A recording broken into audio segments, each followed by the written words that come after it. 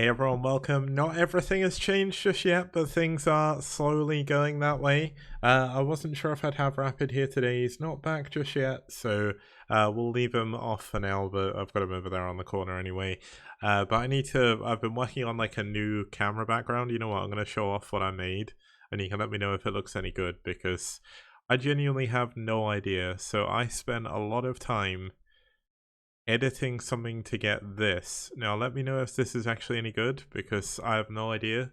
I think it looks kind of weird, but yeah, that's why I'm not using it fully, but I thought I'd give it a go. I thought I'd show it off as well. But this is like a skyline in London. I thought that looked cool. I messed with the saturation a ton, and what I need to do is I need to get a better yeah, you don't want to tell me it looks bad, but essentially oh, you do know it's London. Essentially, what I need to do is I need to get another video, one with movement, because the one I got, the camera is shaking all over the place because I have a really bad shaky hand for some reason. Yeah, it's a mess. But either way, let's have a look at some of the other better looking new overlays, because we are going to be heading into the playoffs today. It's kind of crazy. Yeah, we'll leave it at this one actually. I think this looks quite nice. But essentially, we'll be heading into the playoffs. So this is round 1 of the playoffs, which is technically the round of 16. I did have a video to show off the playoffs, but I've not done the newer one, so I'll wait until then. But essentially, both these teams are fighting to make it into the round of 8. So the teams in the round of 8 are White Clan and IRK, and essentially, we're gonna have Red NetWars and NaS and ReV trying to fight their way into it. So I'll have to see how that goes. Now, if you haven't entered the bracket contest on Team Liquid, you have a few minutes to get your entry in, because as soon as the first game starts, the contest ends. So if you don't want to put your bracket contest stuff in, do so now. This is definitely the right time to do it. Let's have a quick look at the player rankings for now. So in terms of player rankings, we're not going to see... Oh, we are going to see NetWars and NaS, and we are going to see Eonzerg, Dragon, Yeti, and Kogut today. So we are going to be able to get them up. And hey, Rapid, good to see you, man. Wasn't sure if you were around, so I just kind of started, and then I thought if you are around, you could join. So I'll get you on Discord, I guess, in a bit, whenever you're ready. But in terms of top 10, we're going to see 4 of these players today. And yeah, surprise Rapid, so it's all cool. I could have messaged you, but then if you were asleep, I didn't want to wake you up, because, I mean, it's like, what, 4 AM there now? That's like way too early. No one should be casting at that time. And yeah, it is good to see Kogut at number 3. He is a really, really amazing player. He's been around now for a very long time. He started off as Zerg, and then he's moving into playing Terran. So he plays Terran now. I'm going to invite Rapid into a call. Then we can go from there.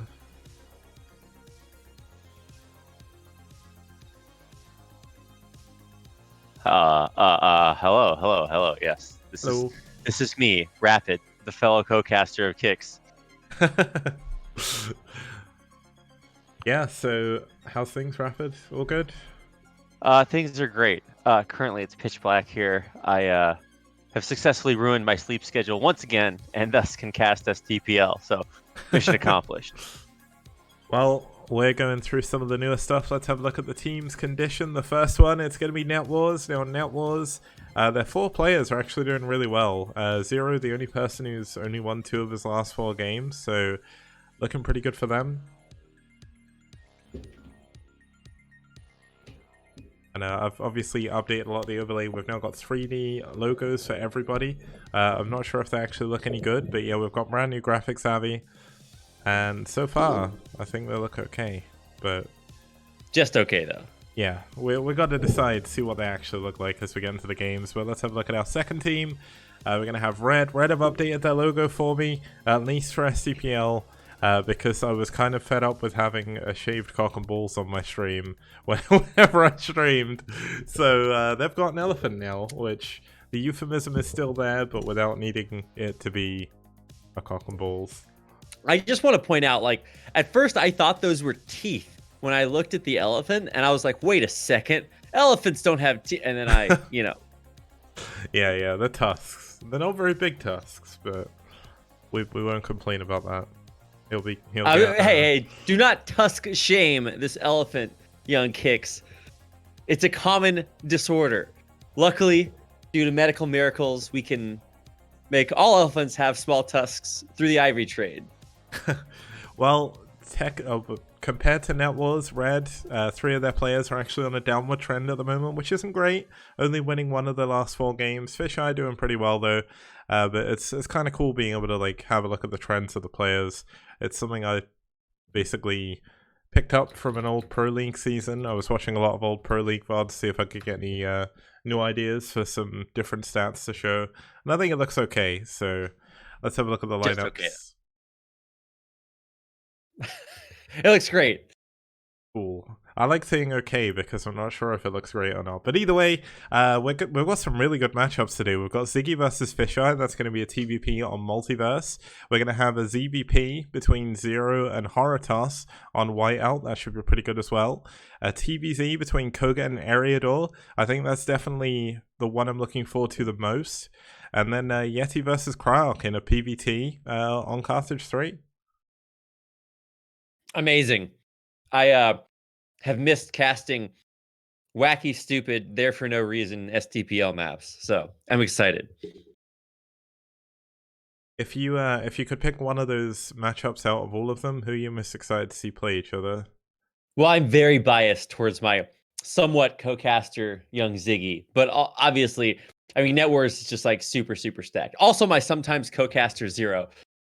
I haven't cast with Kogan or Yeti yet, but you know it's gonna happen. I would say like maybe the most even matchup is Yeti versus Cryok, but I love watching Kogut play, and obviously Ariador could basically beat everybody with any stupid queen-based wacky strat. So I don't know. I mean, I am looking forward to watching everything, but yeah, maybe Kogut versus Ariador is going to be really exciting. Okay, so let's have a look at both of our first 2 players. Starting us off here, we do have Ziggy. Now, if you're wondering what those stars mean, essentially, if they have a full star, it equals 5 wins. So Ziggy hasn't played too many games in the STPL, but he has played every single week, I think, for Season 2. Given he is the captain and they were down Bonus and True Touch, so he's not been too bad. One other thing I'd like to point out is we actually have proper times now, rather than the weird decimal times I had before, where we had like 4.9 minutes or whatever. You can actually see how long someone's been playing. Programming God Kicks hard at work behind the scenes. Yeah, I fixed that today. Don't tell anyone. It's a secret. But what about the decimal time, Kicks? I want to know to the 25th decimal point the average time. That's the stat that I need to make my storyline work. Well, I guess you're going to have to change, because I'm not going back to decimal. I've already deleted all the code for it as well. It's so funny, the thing I've done to fix it is so much easier to do than what I did before, so I don't know how I didn't figure it out before, but whatever. It's all good. Our second player going to be for Red, it's Fisheye. Fisheye also owner of 1 star, given he's only won 7 games as well, but I think both these players are actually on 7 wins, 6 losses. Fisheye's best map was New Empire of the Sun back in Season 1, and in his last 10 games he is 4 out of 10, or 4 over 10, or 4 over 6, but he's definitely on more of an upward trend compared to previously. Let's have a look at the map as well. Wait a second, Kicks. So for the stars, if you have a filled in star, that means you've won at least 5 games, right? Yes. So then what are the empty stars for? They are just there as the star bar. Because it looks like, when you just look at that without explanation, it looks like you're saying this guy is like super bad. It's like, this is a 1 star out of, you know, those gacha games, right? Yeah. Where it's like, so Fisheye is not our 1 star monster. Okay. We believe in him more than that. But for the purposes of illustrating his winnings, he has 1 star to his name. Yeah. You'll see some other icons as well as we get later through, but Multiverse, one of my favorite maps we've had in the pool. It's been fairly one-sided in TVZ, but this is of course going to be a TVP, which has been fairly even. Games don't generally seem to last very long here, but Ziggy is 1-1 on this map, whereas Fisher hasn't played here at all, so maybe he will get a little bit of a benefit, given his previous map experience. And yeah, Pro League used to have this star system as well. That's exactly where I lifted it from, but don't tell anyone. It was my idea. We'll never tell anyone you lifted it, because everybody knows Kix doesn't go to the gym, so he can't lift anything. Sadly, that is true. Like, obscenely true. But yes, either way, except you're a giant human being, so you could probably just do it based on sheer size and leverage. No. I've tried. I can't lift anything, man. I need to pick up some weights. But either way, let's head into game number 1. It's going to be Fisheye versus Ziggy here on Multiverse. Kix, you know I'm not in the game, right? Oh, wait. Yeah, you're not. Hold on. Let's go back to the map stats. It's because I loaded up the replay before all this happened. Whoops. I was like, wait a second, Kix. Am I just watching this from the stream? I'm like, have I been demoted? Am I fired? Okay, all right, I'll get on Europe. Normal game name and password. Caster Muse, it's 5:15 in the morning. Aren't you tired? Well, little does Caster Muse know that today I hiked Minjuji-san, which is this mile-high, like 1,200 kilometer mountain, and I passed out immediately after finishing that at like 8 p.m. and then woke up just in time to cast STPL after like 9 hours of glorious sleep. So I can simultaneously make everybody feel sorry for me by pretending like I'm up late sacrificing, when in reality, I've just massacred my sleep schedule. But the also funny thing is, and also ironic thing, is Caster Muse is also up at 5:15 a.m. Oh, his sleep schedule is worse than mine. I don't even understand. Because, like, here's the thing, is like, he casts at normal times, but has a bad sleep schedule. I cast at terrible times and have a bad sleep schedule, so it's okay. He has no excuse. Also, I'd like to point out that my Battle.net is still authenticating, so it hasn't figured out if I have purchased StarCraft Remastered yet. Perhaps it will figure this out. Hold on, let's try it again. Hold on. You know, we gotta forgive Battle.net. It's sharing Warcraft 3 servers, so you know, one step at a time. Yeah. Playing one game of Warcraft 3 at least, and so the StarCraft servers are chugging. So hold on, let's see if we can authenticate my purchase of StarCraft Remastered, because right now, oh yeah, we're downloading things. Oh, cool. I did it. I've purchased StarCraft Remastered. Here we go. Nice. Okay, join Kix. Hold on, do we still have the same super secret password no one will ever guess? Hell yeah, we do. Okay, I'm in, Kix. Now, okay. Let's download this replay at 1 progress bar tick per second. Okay, all right, we're good. Okay, so there's what I'll do is essentially there's now like a bigger not a transition period, but as we get into the game, there's like some sound effects play.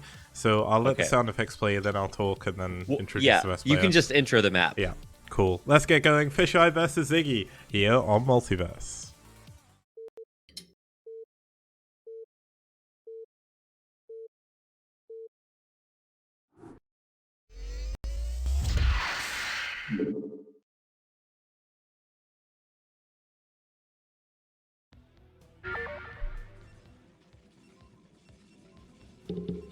Okay, starting us off here in the bottom left-hand corner, we do have the red Protoss player from Germany fighting for red. It's Fisheye. I was trying to set the latency to extra high, but my hands are totally frozen because it's like -5 degrees here. So wow. I tripped, but I did it eventually. Here we go. And his opponent, in the red, fellow BSL co-caster and Gosu League streamer extraordinaire, is the definitely not Polish player Ziggy, playing for NetWars. Ziggy's English is like better than mine, which is like very mine as well. Very offensive to me. His British is like also better than yours, Kick. So he's just both of us combined. He's stealing our shtick. He's just gonna take over. Also he's good at StarCraft and he plays in all the tournaments. I'm like, he also plays like StarCraft 1 and StarCraft 2, and I'm like, slow down, Ziggy. Like, some of us have got to have a job here. Yeah. Luckily, he can't play and cast at the same time, so we're saved, Kix. Oh my god. I'm trying to find out a way of stopping the emote spam, but thank you for the sub, Eri. Good to see you. If you don't know who Eri is, he is the I nearly said STX Soul. He is the Soul Gaming captain for, obviously, Soul. Pretty good player. Well, I don't know if he's a good player, but he's a damn good captain. So. Oh, does it like read the emotes out on stream? Yeah, it goes like PogChamp, PogChamp, PogChamp, PogChamp, PogChamp. Which is really annoying. Kicks. Yeah, thanks, Ari. Wow. Okay.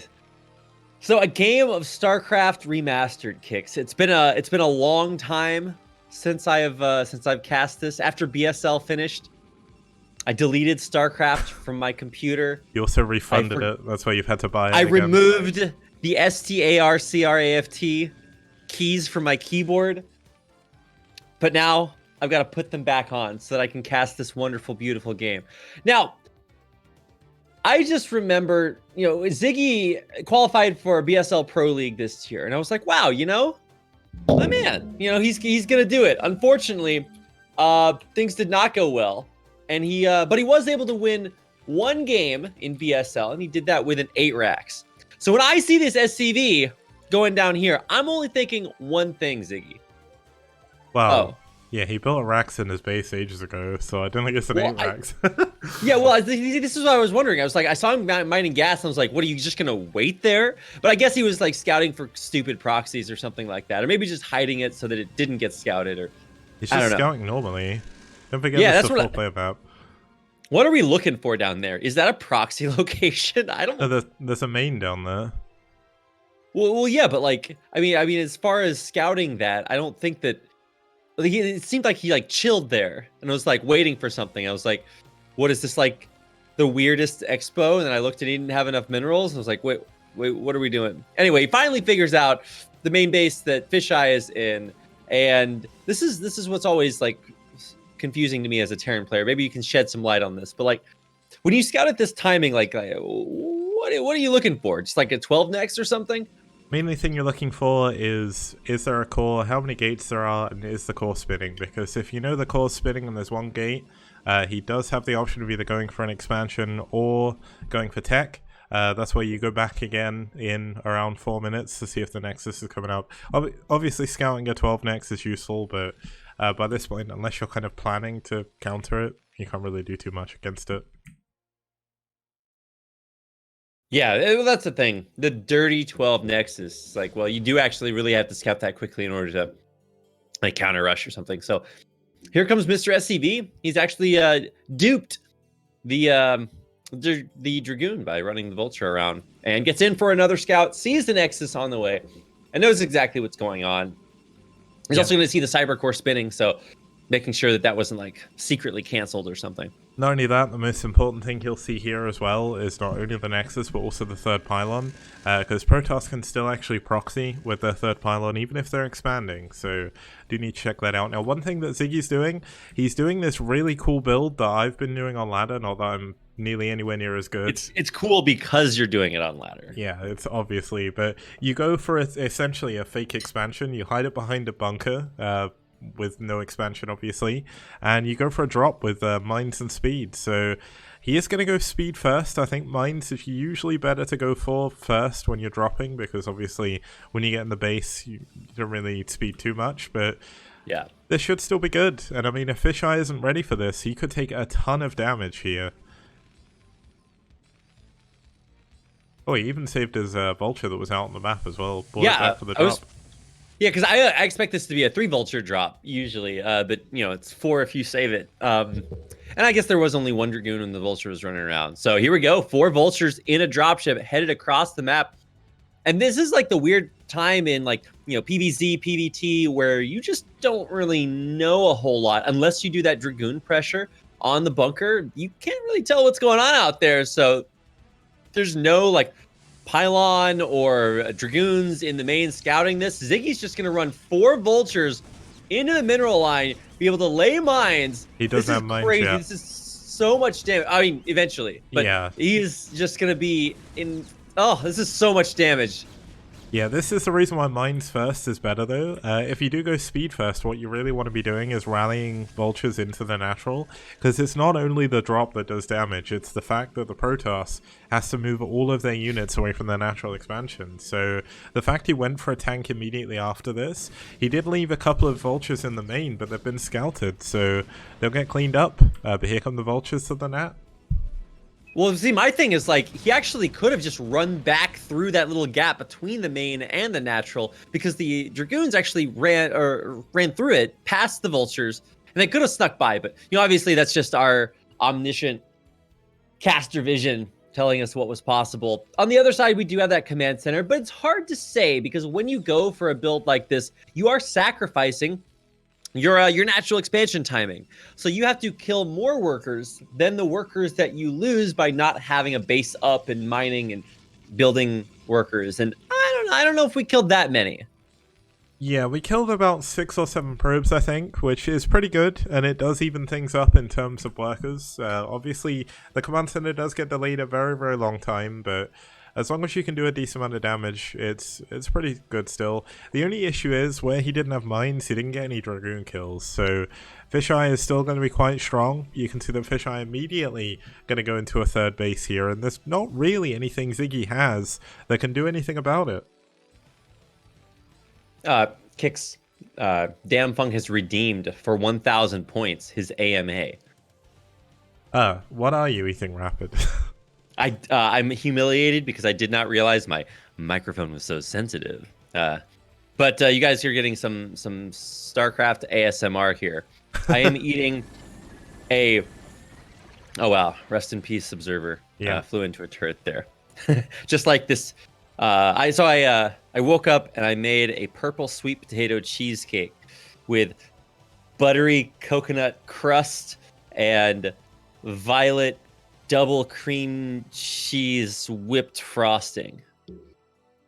I saw you there's your post answer. pictures of that on Twitter, didn't you? No. What you saw was the double layer ube overload cheesecake, or a double overload cake. It's just like a regular cake, but this is cheesecake kicks. So I basically just bought a bunch of this stuff, and now I have to like make stuff with it all. So you're just gonna get purple baking of all shapes and sizes on my Instagram.com/rapidcasting. There you go. There's my plug. Now, one bonus about this game for Ziggy is he has got his armory pretty quickly. He is going to go in for another drop as well. This is going to be a single tank and a vulture, which isn't the best drop. And there is a ton of Dragoons already ready for this. So if Ziggy doesn't play this carefully, he's going to lose more and more units. Now, a probe has gone down that was trying to scout for the third base in the bottom right. But luckily enough for Fisheye, there is no third. So Ziggy is still going to be stuck on 2 bases for a while, going for a possible 4-factory push behind this. Although I think going for an expansion could be a little bit safer. Yes, cheesecake is the cake Protoss players eat. But you are correct. I love the vulture scouting, though. It's going to get there just... Okay, never mind. It stopped. The vulture ran out of gas kicks. Oh, he gets the probes.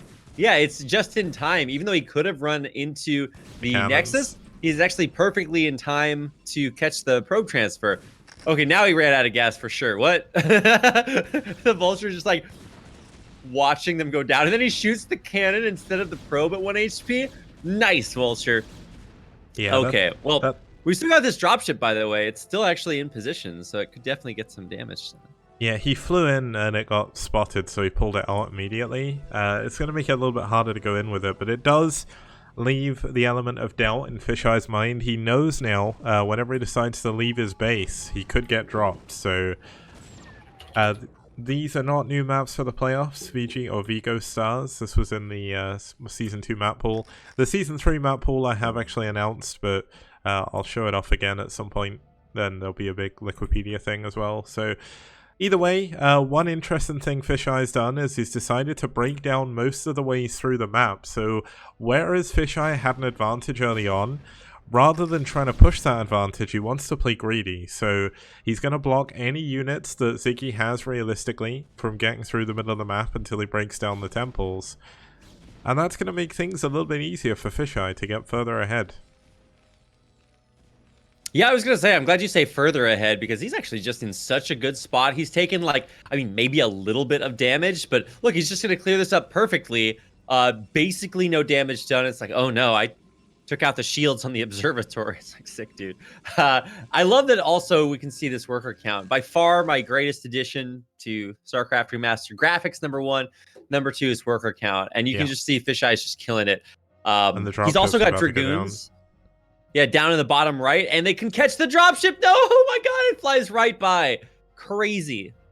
Yeah, I don't think he saw it was just out of his vision, but the trouble is this is going to block Ziggy from being able to take a third base, which is really frustrating for Ziggy to deal with. I mean, he can take the upper right if he wants to, but obviously that's a little bit more awkward. I mean, he does have that one Wraith out, so that makes it a little bit easier to defend against things like, you know, shuttles running around or whatever. But, oh, well, shuttles, one thing that could be running around. The other thing that could be running around is whatever you make with this fleet beacon under construction. Yeah, now this is definitely a good choice for Fisheye. Fisheye definitely, from all of the games I've seen from him, is more of a carrier player than an arbiter player.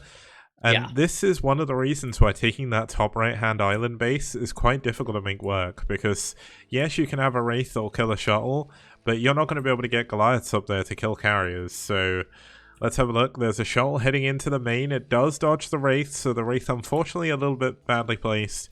So this shuttle is going to be able to come in from the top. Or will it? It has currently also run out of gas.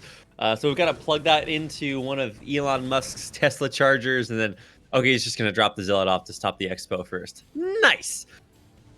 And he comes into the main just as the Wraith flies away to go and help the units in the middle. And this is just 2 Zealots.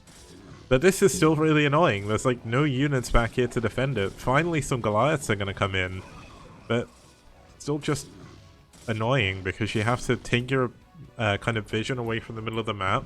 Then you have to go back to your base. So shuttle does go down at least. Yeah, I was going to say, like, that's actually maybe a better drop for Ziggy because he takes the shuttle off the map and doesn't have to worry about any drops, at least, you know, until you can build another one. But if you're building another shuttle, you're not building other things that he doesn't like. And hitting right now, or trying to break through these buildings in the middle, this is one of the huge features of this map because even though there's a giant Terran push coming, which would hit right before carriers already, you can't do it because you got these big blockers in the middle. So really, really using this map to seal himself off and buy this time that he needs the carriers +1 and the carrier upgrade to finish.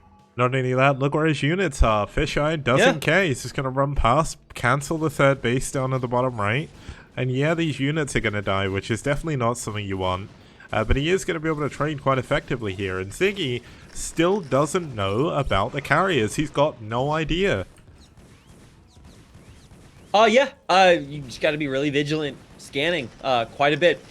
You might be able to tell something because there's no arbiters out yet, and you're going to want to start mixing at least one of those into your army.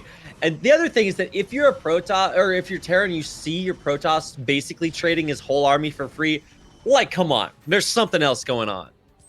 Yeah, now we do have 2-1 for Ziggy, so Ziggy has hit his timing pretty well. He does kill a lot of the units, but Fisheye is still up 40 supply. Now 20 of that is in probes, but that's still a lot of army. I mean, we've got the first 2 carriers out over here, going into quadruple Stargate behind this as well, and Ziggy doesn't have an easy way through the map.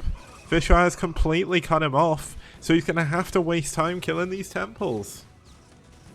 Yeah, really good point made by Static 9 that if you see the cyber core spinning, then that's a carrier tell too. A lot of times people just want, or they just think, oh, if he scans like the carriers or the fleet beacon or something. But no, you can tell from the cyber core too. So a lot of ways to tell, but I don't think Ziggy knows about any of them because we have not seen any Goliaths in production at all. Well, I mean, I guess there's like 2, but you know, like we haven't seen massive Goliath production in preparation. And this is 4 carriers at a time, Kicks. Yeah, and that's 2 more than 2. He's double scanned, did not see the cybernetics core whatsoever, saw the gate count at the very least, but he didn't see anything that would point towards carriers. Like, yes, he didn't see arbiters, he's not really seen anything else, but he knows there's a decent number of gateways over here. And just like how long it takes to break through this. The longer he Well, you're waits... supposed to use splash damage because they're stack temples, but he's not using the siege tanks to do that. So it's actually taking him like almost twice as long to break. Well, over twice as long because they're stacked. So good luck. I think it's because he thinks they probably do a little bit more DPS, given the fact that they do fire faster. But yeah, this is like there's like 4 or 5 stacked temples there. I forget how many, but it's a lot. But now this is going to hit at the perfect anti-timing when all the carriers are ready and they have so many interceptors in them. Carriers take a long time to build and build up interceptors, but they're all ready just in time. And this entire Terran army's dead. Yeah, he sees the carriers now. Now he does have enough tanks to deal with the ground army, but there's not enough Goliaths up here. They don't even have Charon boosters yet either. Without Charon boosters, your Goliaths are not going to be killing carriers. Like, they are just not going to help whatsoever. No. And yes, he's going to get the natural expansion, but is he going to be able to kill anything? Like, he's going to need to mass rally Goliaths. He's not even on 3 gas just yet. The command center never even finished. Wait, what? Oh my god. Okay, well, yeah, Ziggy's in trouble. Yeah, it looks like, unfortunately, my fellow Brit is going to be falling here, and there's nothing really he can do about it. He's definitely made a Polish kicks. I know he is. I know he is. But he's definitely made a dog's dinner of this push, not scouting those carriers. He had a lot of scan energy. What? He's made a dog's dinner. Of this push? Made a dog's dinner. What? It's a nice Britism for you. What is that even? What is a dog's dinner? It's a what mess. What do dogs eat? But it's just dog food. Yeah, it's a mess. No human has ever said those words, Kicks. You need to come to Britland. That's what it. Like, Ziggy will know what it means. It's all Britland. good. Is that what we're calling it now? Yeah.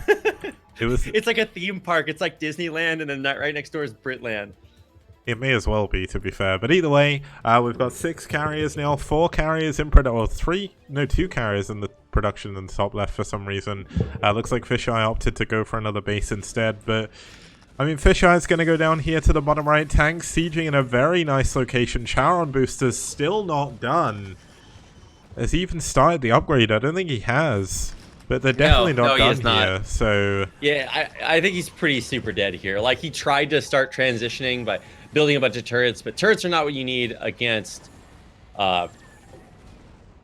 Well, I mean, because he was so late on that base, he's like super low on mining. Yeah, he's mined out of his main, very nearly mined out of his natural as well. And with only, I mean, I think both of his gases should be depleted now, so he just doesn't have the money to replace the Goliaths that he's losing. Oh, this carrier gets taken down though. That's a little bit of a miss here by Fisheye. Yeah, but I mean, he's got 4 carriers at a time that he could build. He's double expanding behind this. Fisheye is under like 0 pressure right now. He could lose 3 more carriers and still win this game. And that's it. GG. Ziggy taps out, and Fisheye takes game number 1 for red. He does indeed. Now, I need to add you as a camera, so if you just give me a second. I thought you were going to say add me as a friend. I was like, Kicks, what happened? Well, I know it's been a while. Refunded Brood War. That was it. I did not. Do not believe his lies. I would never. Just because I play 1 game of Warcraft Reforged, StarCraft uninstalls itself from my computer. Yeah, I want to be floating through this magical city along with you, Kicks. Well, it's a good job you can be, so let me add... No, that's Hold on, let me disable my cloaking. Disable your cloak. That's right. I'm going to run out of my ghost energy any second now. What you should do is enable it, and then, like, fade me in. That's the big brain. I've got to figure out what I'm doing. I keep pressing the wrong buttons. Crazy. I've spent so long doing all of this over the last, like, 3 or 4 weeks. Have you ever weeks. streamed before, Kicks? No, I haven't. This is the first time. Wow, welcome to the first broadcast of STPL. We're going to start in round 1 of the playoffs. But, oh my gosh, Kicks, how are you? How am I so terrible? Whoa. But I have oh my gosh, Kicks, I'm so embarrassed right now. You know, with studio mode, you can just I always forget to do studio mode. That is a fair point, but let's have the chroma Also, key. I have a green screen, so you can chroma that really. Let me fix anyway, this. Wow, There we congratulations. go. Our It's all first game done. has happened. I've also never cast with Kix before. Whoa! Kix, what are you doing? There we go. Where'd I go? Ah! Okay. All right, we're there. We're done it. We did it. It's all good. Stack9 saying there's a green shower curtain and you're casting in your bathroom. I was like, yes, there's a shower right behind my casting setup. I've moved my entire PC into the bathroom just so I can cast with my shower curtain. That's the real ghetto green Well, screen. That's how you know your grassroots. at least your shower's not in your kitchen like my old one used to be. I'm hosting Oh, the yeah. next game. Okay. All We right. can, so Fisheye won that game, didn't he? So that's all Yes, good. he did. Okay, let's introduce our next couple of players and we'll get into the map as well. Now, where am I looking? Here we go. So our second player here for NetWars is Mr. Bombastic himself. It's Mr. Zero. Very close to getting his third star, but only 13 wins in the STPL. His best map was actually Sinchip Bungryung, which is kind of crazy. But doing pretty well recently. 5 out of 10 wins, so not too bad. And overall against Protoss, he's 72%, which is ridiculous. Oh my goodness. I'd like to point out that I'm very angry at Mr. Zero because you know what's right next to Zero's elbow? What's right next Me, to it? my body, who he cut out of his profile picture instead of leaving me in. Friendship with Mr. Zero ended. I can't believe he would do that to me. I can't believe he's done this. Well, let's have a look at our second player as well. It's going to be Horotos for Red. Horotos has a 50% win rate versus Zerg. He's done pretty well recently, though. He's 6 wins. No, wait, I can't count. That's 5 and 5. So they're both 5 and 5 in their last 10 games. So that's not too bad whatsoever. But either way, let's have a look at our map as well. We're going to be heading into Whiteout. Now, Whiteout, the games have been relatively long, I'd say. 15-16 minutes, not too bad whatsoever. We've had a lot of Zerg wins on this map over Protoss, though, so it's not looking good for Horotos in game number 2.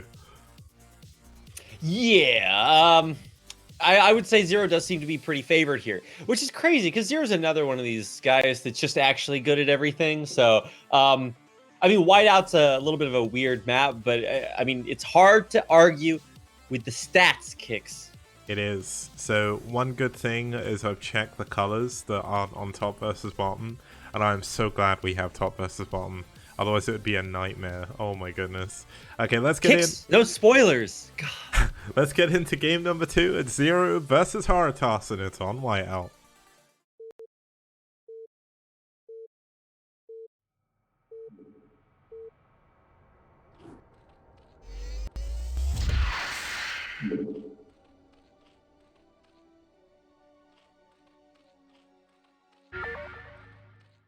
Okay, starting us off here in the 5 o'clock position, we do have Mr. Bombastic himself. It's Mr. Zero, as our Zerg player from Poland in the blue.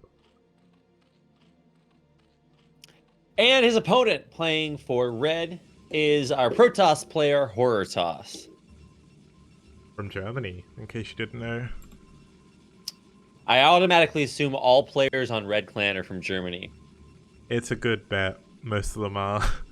Saying that, apparently Ash used to be the big German clan, but there's not many Germans that play on Ash anymore, at least in STPL. Yeah. Like, I think That Ash started weird. as a German clan. You had players like Goody and stuff on there. Oh, wow. Yeah, Goody plays Warcraft 3 now. Oh, has he actually swapped back? Because he went from Brood War to StarCraft 2, back to StarCraft 1, then he disappeared from StarCraft 1, and I guess now he's playing Warcraft 3. That's kind Play of a little crazy. bit of Warcraft and a little bit of StarCraft 2, but I think he still plays in ESL Pro Series. Oh, okay. I think the EPS Germany a lot. But anyway, as far as this game is concerned, I was really worried we were going to have a 12 Nexus here, but no, there's a Gateway expand, and that means that we're getting these Bonneth flashbacks, the power of who would win, the might of the Swarm and the Overmind, or one Zealot. Zealoty boy. Yeah. Because it's coming. Well, not right now, but it'll be started pretty soon. Probe Scout's the Overlord, which means that Zero will not know anything that's happening across the map. Although I guess he could assume that it is going to be a gateway opener, and it's an overpool from Zero, Yep. right? Overpull is pretty good against Gate Expand as well. It's not super economical, but it's not as bad as like 12 pull.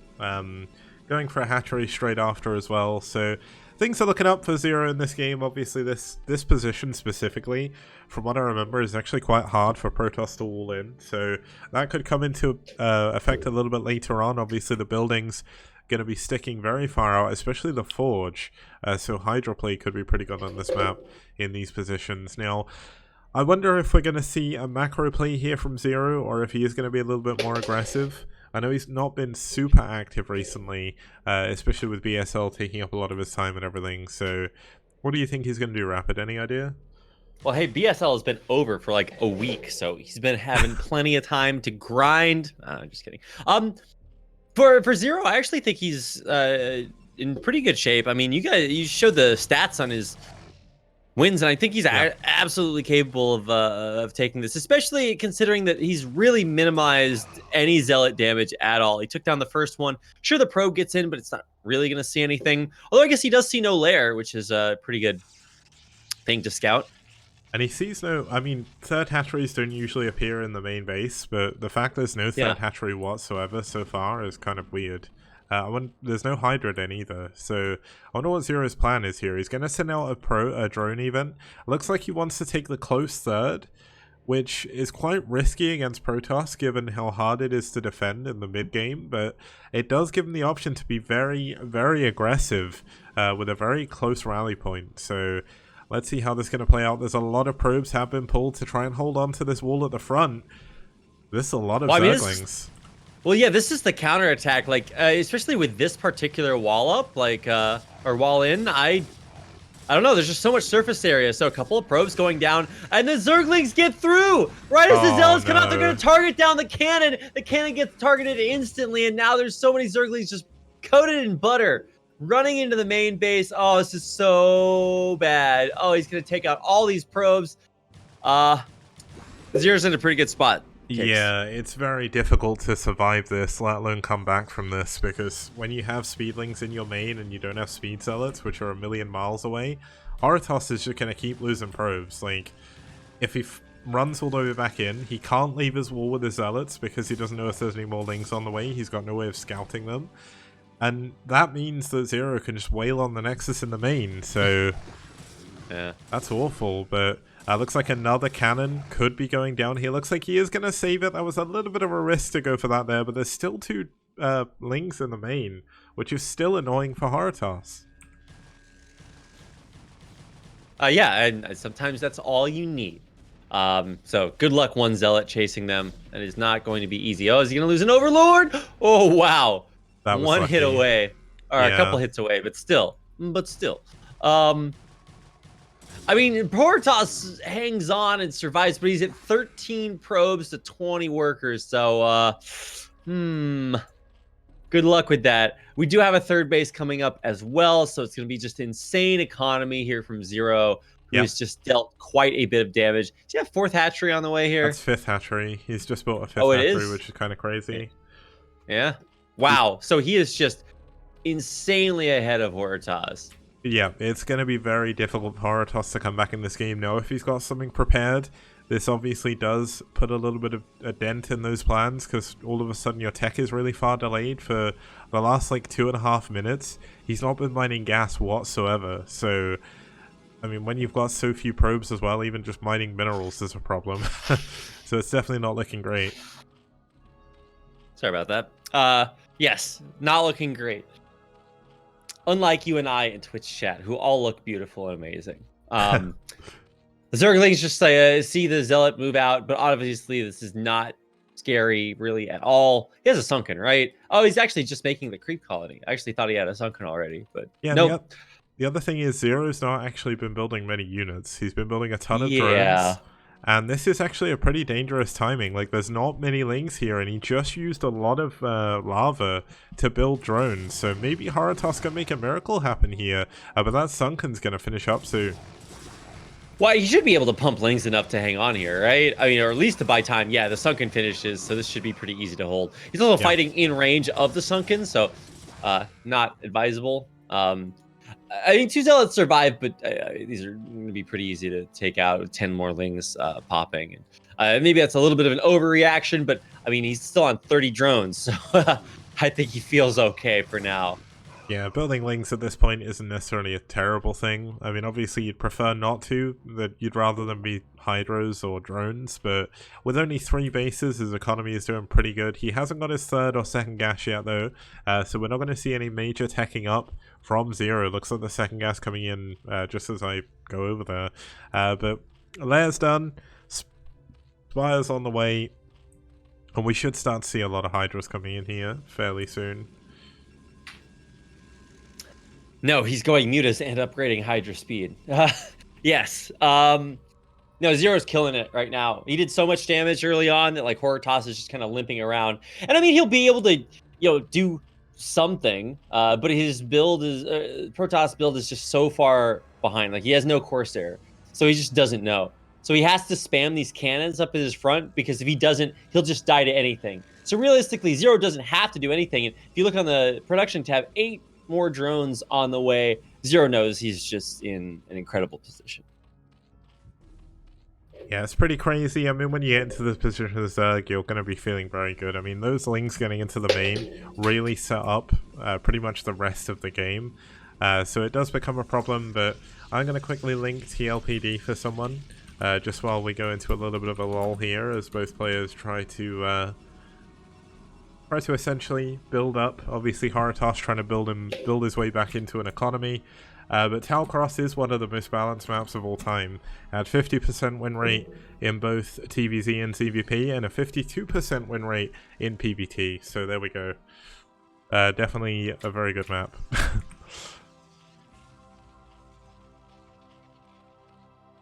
Yeah, this is not really like Talcross at all. I saw someone in chat mention that before. You could say that maybe it looks like they tried to draw it badly from memory, but even then it doesn't. The base layouts are completely different. So Lucky Noob saying Terran are ahead. No, Protoss are ahead. Wait, what do you mean Terran are ahead? He's talking about. They're talking about Talcross. They're going on about. Talcross. Well, I'm glad you guys are talking about a map that's totally irrelevant to this game. God, why doesn't Twitch chat talk about the game more? Kicks. Why are they talking about so many irrelevant things that don't have to do with the game? Oh my god, this Overlord moment. Oh man, I thought he was going for a DT snipe there, but he moved all his lings in the wrong direction. Well, I think he still... No, hey, at least he found it. So, yeah, the KV boy, he's being surveilled. We've got a dictatorship, a totalitarian state, and this surveillance camera following the Dark Templar around. We'll catch it eventually. I hope. He's also just got Overlords chilling in the main, which is not something you normally see in ZVP. Oh yeah, where's the Corsairs gone? I guess he lost the first Corsair to Scourge. But yeah, Albert, it was Fisheye versus Ziggy. Fisheye won game number 1 on Multiverse, but looking at all these Hydras, the upgrades slowly starting to come in. Speed is done. They get the DT before it can really do any damage. The 4th base is coming up down here for Zero. 54 drones in 10 minutes for Mr. Zero over here. A 6th, 7th, and 8th hatchery are coming in as well. And Zero is about to explode. He's even going into Hive right now off the back of 1-1 on his melee. Kind of crazy right now. Yeah, I don't know what to say. This is... It's been an uphill battle for Horitas his entire game. He's been down in supply, which is never something you want to see as PvZ. And now there's just Hydras, Lurkers, oh my. And I mean, the hard thing for Protoss and PvZ is always getting that 3rd base. And this time it's going to be even harder when you're Lurker contained. Yeah, that storm was pretty good, but unfortunately not able to do as much damage to those Hydras as he wants to. And the longer this game goes on, the longer he doesn't get these Hydras away, there's going to be lurkers outside of his natural. And I don't think there's an observer over here, so there's going to be no detection. He is going to be able to clear up a lot of these Hydras at the very least. But he can't deal with the lurkers. Like, that's it. The Zealots going down, that was most of Haratos's army again. And until Storm happens again, there's just no detection. Well, Haratos has no units. He's got 4 or 5 Zealots. 4 Zealots, 3 High Templar, and only like 2 Storms. So 1 Storm, actually. Ugh. And this is just going to be infinity units across the map. 60 drones on 4 bases with like 6 hatcheries, 7 hatcheries. It's like...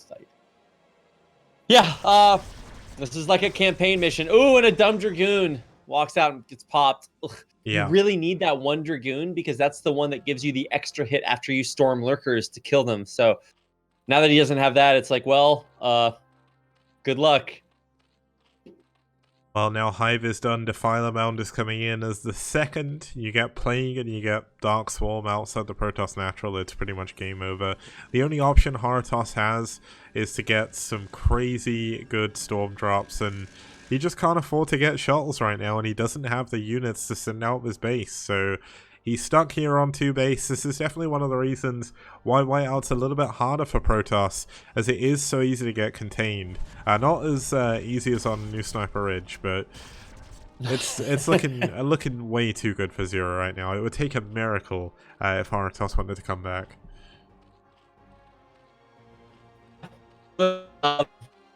He gotta find something, and the only thing that he's making is Zealots and Storms. So in theory, he's gonna bust out and Storm, but if you look at the perfect spread of lurkers here from Zero, this is so hard. I mean, in theory, it's not hard to do, but you know, people just don't do it. Like, pro gamers don't do this. They don't perfectly spread their lurkers like this. There's just form range. So there's just an infinite field of lurkers, and behind this we should see him take a 4th expansion. That's kind of weird. You're lagging just a little bit. Not sure what's going on there, but just as we see these Hydras move forward here, the Dragoons get taken out. One of the lurkers has finally died. But look at this. 1 lurker dies, you replace it with 5 more. It's like an infinite number, and he has to kill one of his own cannons. And he needs those. He can't really afford to lose them. Now, there is no Overlord drops just yet, which is kind of surprising, but I mean, Zero definitely showing how well he plays in these longer games. Like Haratos, he did pretty well. Well, I'd like to say he was doing pretty well early game, but the problem was when, as soon as those Lings got in, like, that was it. Now, that is a nice storm, but somehow both those lurkers that were touching it did not take any damage. Let's see if Rapid works if we move server. Wait, what? You were lagging a bit before you went all robot-y. Oh. Looks a little bit better now. We can always try and change the voice server. It's all good. Well, maybe do that after this game, which should not be going on for very much longer. Zero's kind of, I mean, not playing with his food, but like, you know, it's time. Build units and kill him. He is going up to Hive, Defilers, and Infinity Cracklings. Just gonna run Haratos over. And yeah, here we see finally the A move. Like, it's hard to kill people in Brood War, so it's not like Zero like is just like could win the game but isn't. You know, it takes time to set all this up. And finally, he's got all the tech. He's got a massive Crackling drop about to. Oh, those aren't actually drop Overlords. I saw a giant clump of Overlords and Cracklings, and I was like, well, that clearly is that thing. But no, I mean, that would be a really easy way to end this game, is just drop Cracklings in the main. But he's going to try to do it through the front door, but he has no Defilers here. So this is really weird to just suicide all the Zerglings straight through this choke point. Yeah, he's got a Defiler, but it's a little bit further back. But here we go. Looks like Zero has finally decided to flip the switch. He's going to run in. Swarm goes down. There's pretty much nothing on those Zealots that can hit any units under there. That is a brilliant storm, though, on those 3 lurkers at the back, but he just doesn't have the units to hold on much longer. The cannons at the back doing absolutely nothing. The Dragoons at the back not helping either. And slowly but surely, he's just getting overrun here. It's like a level of the campaign, and there's just way more units back in reserve here for Zero. He's got another base coming up. and the natural has been broken, and this should be where we see those GGs, because Horatoss isn't going to be able to hold on much longer. Yeah, this game is over. Man, congratulations to Zero for bringing it back.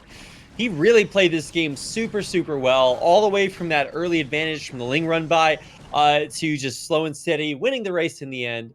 And Zero will put NetWars back on the board. I will put myself back on the camera. So, yeah, wow, congratulations. That's awesome. That means that we are tied up at 1-1. Heading into our next game, which I think is going to be the most exciting of this series. Yeah, I mean, the two players we're going to have, let's introduce both of them. Starting us off here for NetWars is going to be the one, the only Polish powerhouse himself. It's going to be Kogut. Now, Kogut, one of the few players that does have a crown. A crown is 25 wins, and he's currently on 30 plus wins right now. 33 over 7. 82% is his win ratio, and he's got a 100% win rate against Zerg, so that's kind of crazy. So a crown is 5 stars, right? Yeah. A crown is the 6th star, technically. But you fill 5 stars, then on 30 you get a crown. So it's it's 30 wins. Oh, okay, Wait. so 30 wins. Hold on, I don't know how the math works out on this, because that doesn't make any sense, does it? It is 5. It must be 5 stars. I must have done something weird.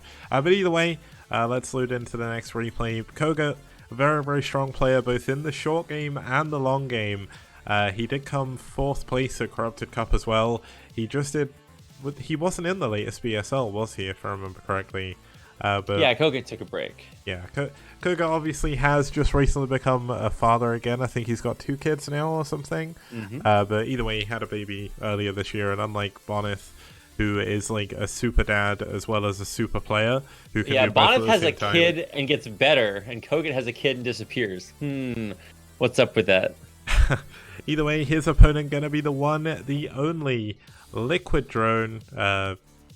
Just play the animation again, but Liquid Drone, Ariador, one of the most old school players in the entirety of Brood War. Like, he has been around forever. He's been playing since vanilla. He took a little bit of a break between, I think, like 2007 and 2012 or something, if I remember rightly. And the odd thing is, the one thing I learned about Ariador is he never watched Pro League, from what I understand. I don't think he ever watched any pro games, which is kind of strange, but either way, he's got a 44% win rate against Terran, 53% win rate overall, and overall in his last 10 games, he's won 6 of them, so he's done pretty well. Yes, those stats are good. And it's going to be... Oh, actually, hold on, I need to join the game. Whoops. It's going to be a lot of fun. What do you mean, whoops? Did you start it, Kix? I thought you were in, so I started it. Oh, you know yes. You can check, right? I thought it said Rapid Casting has joined the game. I don't know. I wasn't looking. When in fact, instead of saying Rapid Casting has joined the game, it said nothing. Exactly. Well, it's all good, because that gives us time to introduce the map as well. The map we're going to be going into is Neo Arkanoid. Now, Neo Arkanoid has surprisingly been one of the most balanced maps we've ever had in the entirety of the STPL, in the foreign scene, at least in STPL anyway. With Terran versus Zerg is 5 for 5. I'm sure most people would look at this map and say, how would Zerg ever beat Terran here? But you know what? They've been doing pretty well, so not been too bad. Avi in chat had a great win on here over Praise. That was a TVZ as well. Praise switched from Zerg to Protoss for some reason, but either way, Protoss to Zerg even. But either way, great map, lots of neutral buildings all over the map. Definitely a lot to see here, a lot to take in as we get into game number 3 of this series. It's Ariador versus Kogut on Neo Arkanoid.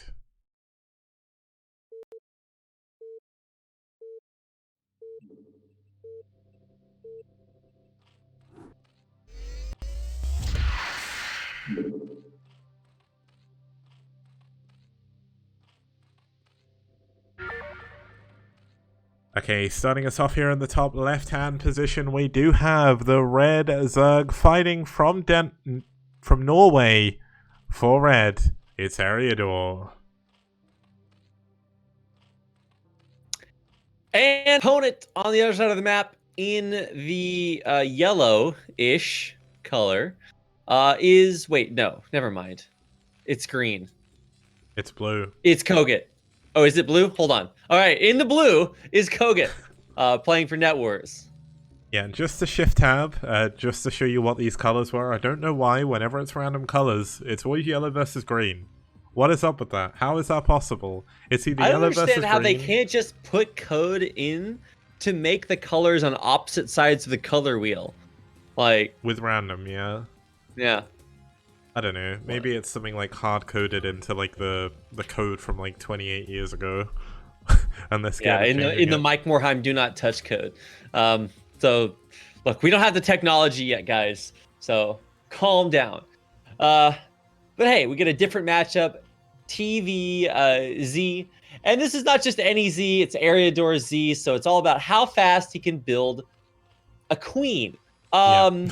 Which in general is pretty fun to watch because there's a lot of like weird ways where you can just like go for one specific timing where you ensnare the marine ball, kill it off, and run across the map to win the game. Super exciting moments. But the other thing about this map is that it can be very difficult to move your ground army around just because there's a billion neutral buildings everywhere. So it plays a little islandy at the beginning, but it's also a lot harder to expo because you've got these mature chrysalis. Yeah. Or chrysali. Did we figure out if it's chrysalises? I don't think we ever figured that one out, Rapid. It's fine though. Hold on, we got to get to the bottom of this, or maybe Twitch chat knows, but I doubt it because I think they're dumb kicks. Meta, the only reason why I'm not using yellow versus green, by the way, is because you can't see the neutral buildings when you're not on shift tab on top versus bottom for some reason. So yellow versus green I'm not a big fan of either, so it's a struggle for me. It's all good though. But this map, I would say how this map plays favors Eriador a little bit. Eriador, very well known for being able to play well on island maps, as all three races. Kogut, let me double check the stats actually, because I can't remember if Kogut's played here or not. Well, while you check the stats, I can in fact reveal to our audience that the plural of chrysalis is chrysalises or chrysalides. Okay? Kogut is 6-0 on this map, so yeah, Kogut's doing pretty well. Eriador's only played 3 games, he's 2 for 1. 6-0 is pretty good. Say is, wow, Reed, that's a really cool fact that you just told us. Sorry, what was the fact? Jeez Louise, I can't take this kid anywhere. No, your fact was cool too, Kix, I promise. Anyway, I was talking about the Chrysalides. Chrysalises. Okay, chrysalises it's chrysalides, because you pronounce the E because it's Latin. Ah, chrysalides. That's a cool word, Yes. Neil. Eriador going for 3 hatches. Well, he's gone for a pool as well and going into a lair, but he is going to double expand, which is pretty good. Yes, expanding not once but twice. How dare they? And it's weird to see these expos, kind of like the expos on Inner Coven. Yeah, because of the stealth. But oddly, Zerg can expand on location because they can, reveal the hidden dart trap or whatever it is. Whereas they're just this kind of forces them into 5-hatch play, which is not unreal or uncommon. But it is really interesting in ZVT to see 3 bases on location or high hatchery counts early on versus Terran, because normally you're going to go for 2-hatch muta, and that's exactly not what we see here. Yeah, and you really need to build hatcheries on location as fast as possible, because otherwise your mining is terrible. The high hatchery count, I think, is really going to suit Eriador's play. Like, he could very easily play this out like an old school island map where you just go mass Hydra drop over and over again. We're going to have 3 starport from Kogut, so he's likely going to enter race from this. And that's going to completely shut down any form of drop play. Now, the one problem with this is if Eriador techs up quickly, gets Carapace on his mutas, and he starts going into Devourers and Queens, that's when Terran Air really starts to struggle. So we'll have to see if that's what Eriador's going to go for. Yeah, I mean, You're right. It's not uncommon, but I think anytime you get either a weird map or a weird situation, Eriador really thrives in those moments. And for Kogut, look, this guy is a Wraith god, so this might play into his favor too, because 111 really kind of fell off after a while, and so along with that did Kogut's kind of wacky shenanigans. But maybe we're back. Yeah, and the one question I want to answer from chat is No Girlfriend says, how do the obstacles affect the game? We've seen a player called Essen who played on the team NiCE who didn't make it to the playoffs. He played about 6 games on this map, he went 5-1, and every single game he won with Lings off of 2 hatcheries within 6 minutes, so it doesn't affect it too much. Like, if you want to specifically go through the middle of the map, you can. It doesn't take that long whatsoever. But the Xel'Naga temples, they have a lot more health, so they are harder to break through. So it does kind of give you the option of either playing super aggressive or super economical. There's no real midpoint. So it looks like we're going to have both players playing quite economical at least, but Kogut can play more aggressive behind this and go for a lot of raids. Here come the Rays. He's going to catch one Overlord in no man's land, take that out. The Hiders are in position, but as more Rays start to show up here, this is going to be Rays versus Muta Scourge, which is so much fun to watch. You can micro Rays a lot like Mutas, and sometimes that can actually even be better than Mutas when it comes to, obviously cloaking when they take out the Overlords. So he's already killed 2 Overlords in a drone or 2, and the Wraith count's continuing to go 3 at a time because of those triple starports. So this is going to be really cool, and actually it's going to play a lot like an island map. Yeah, now the scary thing for Eriador is Cloak is about to come in, and he's just lost his only Overlord in the main. There's no Overlord speed just yet. I think that's only just now coming in. Is this critical damage? He's taking out so many Mutas. There's no detection here, Kicks. Oh my god. Yeah, he lost his one Overlord. The other Overlord's about to finish, but all of his air units are going down. Finally, some Hydras are going to get over here. That's going to help out. But he's pulled all of his Overlords away from his third base. He's going to have to get these spores up if he wants to be able to hold on. The Scourge go down. And all of a sudden, there's 7 Wraiths. They're just killing Overlords like mad right now. 7 Wraiths 2-shot Overlords, by the way, and that makes it even more difficult. Look at him micro against the Scourge, too. This is very difficult, almost harder than it is with Mutas, even though it's similar micro. But he's able to micro against all the Scourge here. The Overlords are dead. The Rays are still partially even cloaked. This is just going from bad to worse. I don't think a single Scourge has landed. It hasn't. It's crazy. I've been watching the health on these, and not a single one of those Scourge landed. How ridiculous is this? Kogut is so good. Now the trouble is, yeah. I'll let you go first, and I'll explain what Kogut's problem is, because you're about to praise him. I was interested in what you think the trouble is, Kicks. Yeah, the trouble is, now he's got a ton of Wraiths, but there's spores, and the Wraiths don't do well against spores whatsoever, so... He's got like 25 Rays, Kicks? Okay, well now he has 8, so never mind my hyperbole. But he's decimated the drone count, which is not to say that he's cut it by 1/10, but done a lot of damage. And he's just picking off units as they transfer between the bases, diving on a few more Overlords. Oh, when are we going to start killing hatcheries with Rays, Kicks? A very long time away, but the funny thing is he hasn't actually scouted the third base yet, so there's a lot of drones down there mining, a little bit off-center, but still unhindered, so that definitely does help him. Kogut back at home, I mean, I'm not really sure what he's doing, I'm too busy looking at this Wraith micro, but I'm sure he's going into some factories behind this. No, he's actually going to go into some barracks and an academy. He's going to switch into bio. I think it might be time to, feels bad to say repair the Rays, because there's like 4 Rays that are on 1 HP. So, but look at him micro just right outside the range of that spore. That's it's so crazy. Yeah, Kogut and Ray is like, this is his bread and butter. And it's like if you're a Zerg player trapped in a Terran's body. He just goes for the mutas because they're so good. But these are Rays. They're doing so much damage. They continue to do damage, even in spite of spores. And now he's found a hole in the third base and is taking out a bunch of drones there. Yeah, now the one interesting question is Kogut going to go into drops behind this? Most likely when he gets his bio up. For now, he's going to continue adding on to that Wraith count. Now, Eriador, He's still on 31 drones. It's not the best situation to be in, but it's certainly not the worst. You know, another Spore is going to finish up here in the main, another Overlord goes down, and that's probably been the biggest problem that Eriador's had. Like, he's just been constantly supply blocked, and that's not great, because you want to flood drones behind this. This is absolutely terrible position for Eriador to be in. I mean, he will stabilize by building enough spores, but I mean, it just still feels bad. Although I will say that because of the nature of being able to get so many bases and hatcheries up at this position in ZVT, it's not like he won't be able to like rebuild remarkably quickly because he has a billion hatcheries. So, you know, it feels like Eriador has taken a bunch of damage, and he has, but he also has been able to get a much crazier economy than you would normally expect in ZVT.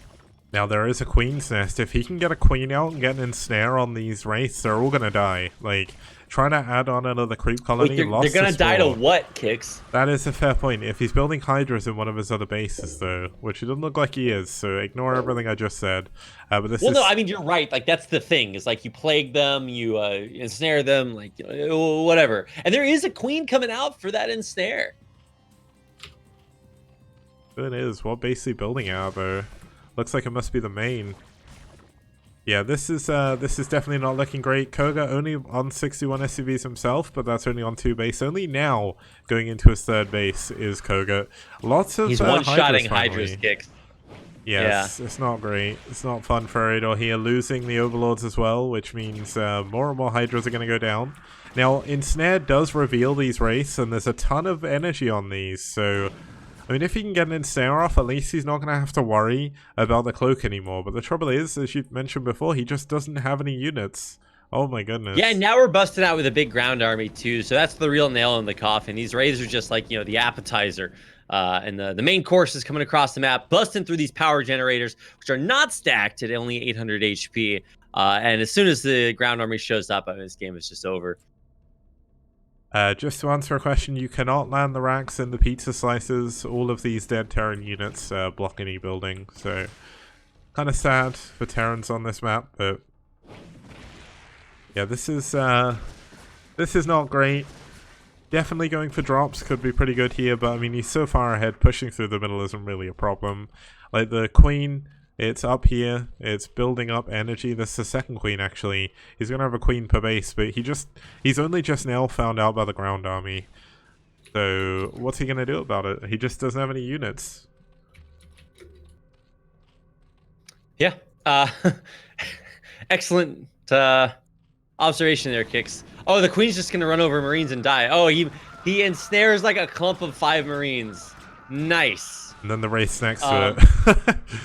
Yeah, I mean, the Rays are basically dead at this point anyway. They probably won't deal much once big Hydra armies start to flow out. But the big thing is, like, we're just going to stim through the Hydras. They do not do well against tanks or stim Marines. But then you know what we have? Ensnare. Tanks and stim Marines. Ensnare, I mean, yeah, but how much longer does this Queen need to get another ensnare off? Well, there's 2 Queens, so I think the 2nd one already has enough energy. Or yeah, you're right, it does. Off, maybe?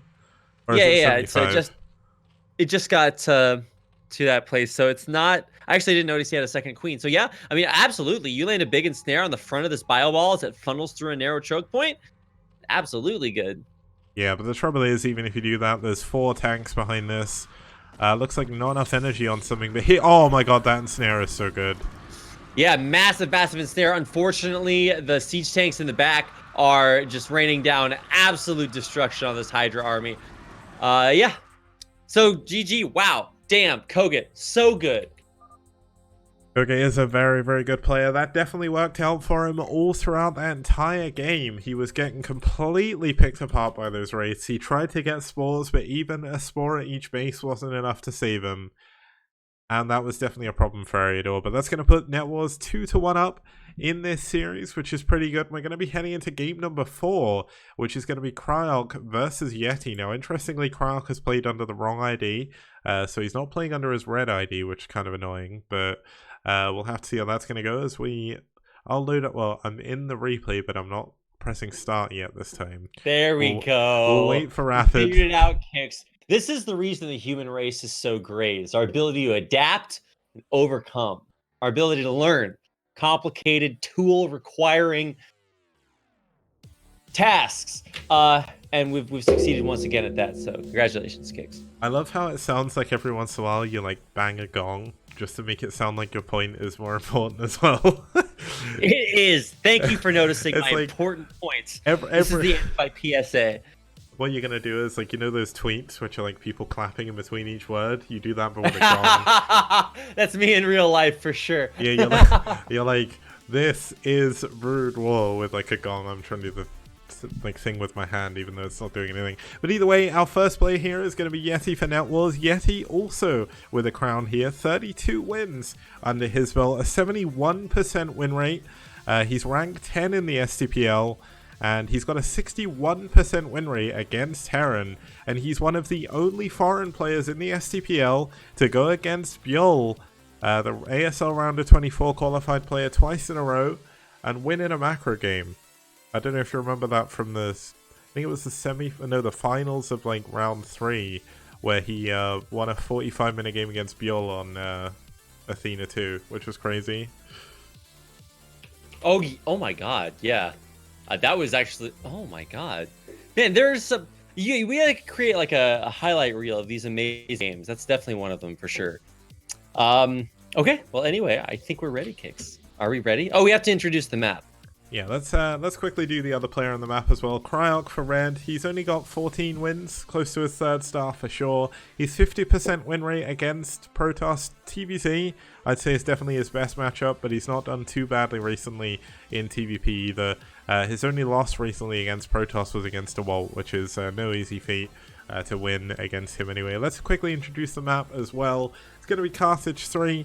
Carthage 3 in terms of maps has been pretty good balance-wise outside of TVZ. Terran vs Zerg definitely been a little bit one-sided, but TVP has been pretty fun. We've had a lot of short games on here recently at the very least. We've had a few longer ones though, and Yeti and Cryok, I mean, they both seem to end up going into longer games. So let's see how this is going to play out as we get into game number 4. It's Yeti versus Cryok with Yeti on match point here on Carthage 3.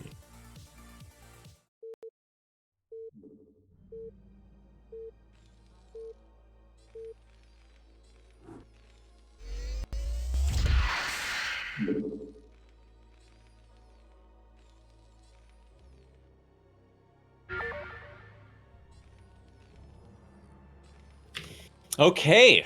Oh, wait, you're going to intro, right? It's all good. Starting us off in the top left-hand position, we do have the red Terran player fighting for red from Germany. It's Cryok. And his opponent in the bottom right from Poland playing for NetWars is Yeti. Meta asking who has the biggest win streak in the STPL right now. Well, I still need to make the overlay parts for that to appear, but essentially against all-time top streak, the highest is still Yeti with 13-0.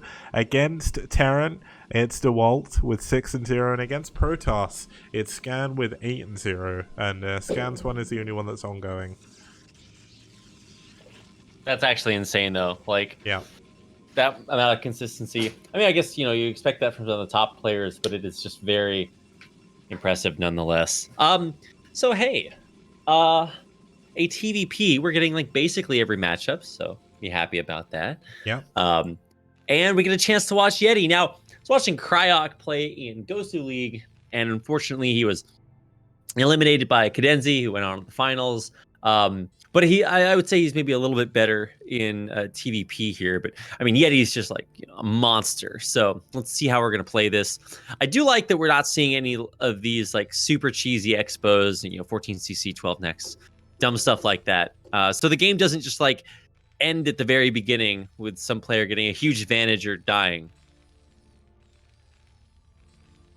Yeah, now, just to answer, well, just to go on Muesli's point, I have commentated Yeti versus Cryok before. They did play, I don't know what map it was on, but Yeti did win. So Yeti and Cryok have played before. Yeti did win that one, but that was a long time ago now. So, and also to Ghost Stars, that's a mix of current and So ongoing and record streak. So the highest ongoing record streak in general, win streak wise, is Barneth at 12-0, and Tai2's close behind on 10-0. So kind of crazy.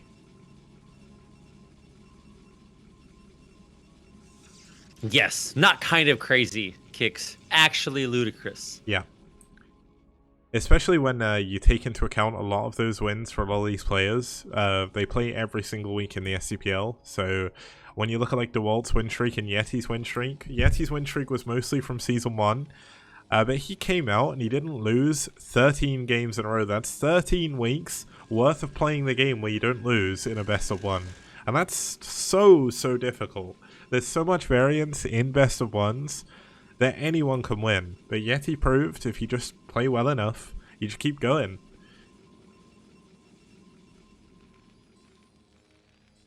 Well, he is very capable of playing well enough, for sure.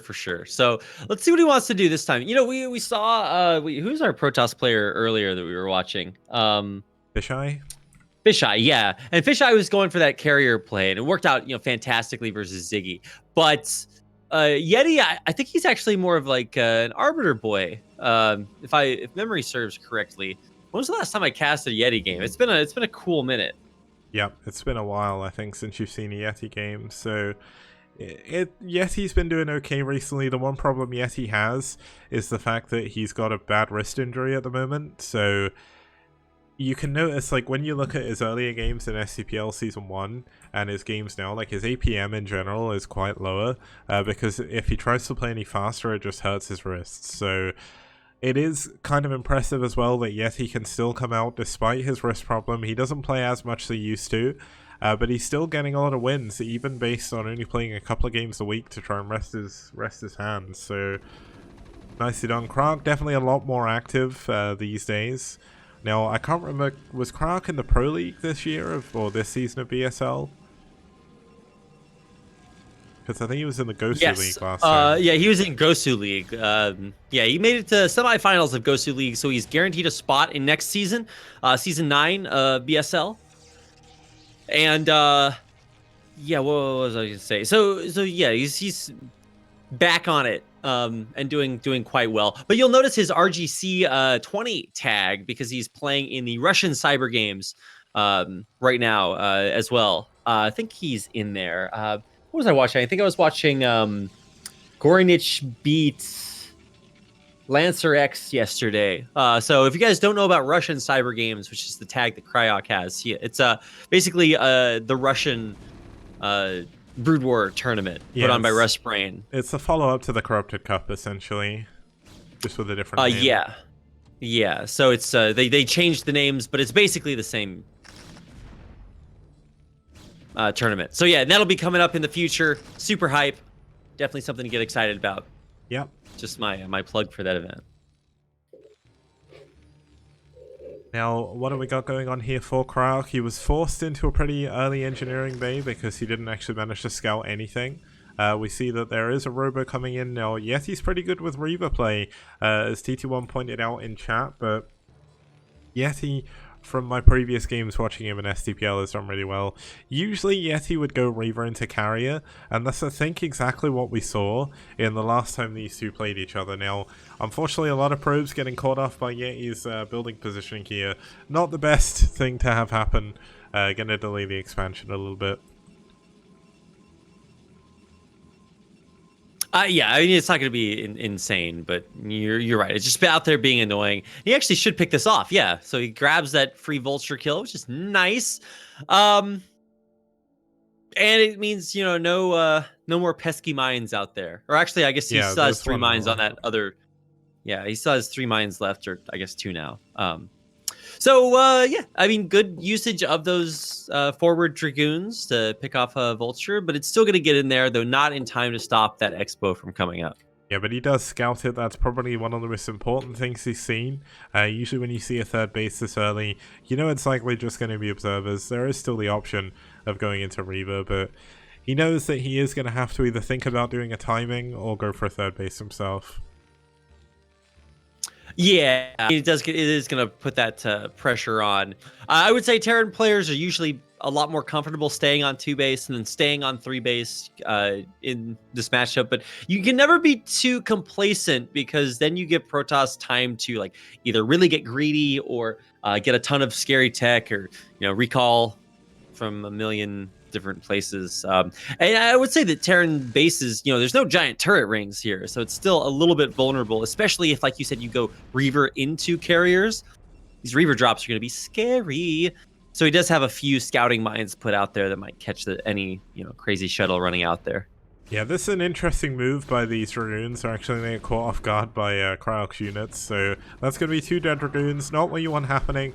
Breaking through that middle bit as well definitely benefits Terran more than Protoss, so I'm not really sure why he bothered going that way. Maybe he was just a little bit worried about mines. But either way, I don't really understand the point there, but yeah, they are not there anymore, so whoops.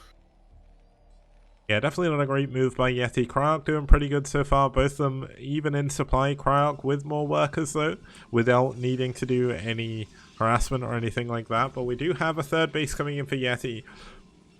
And his pro production is pretty good, so hopefully that should help.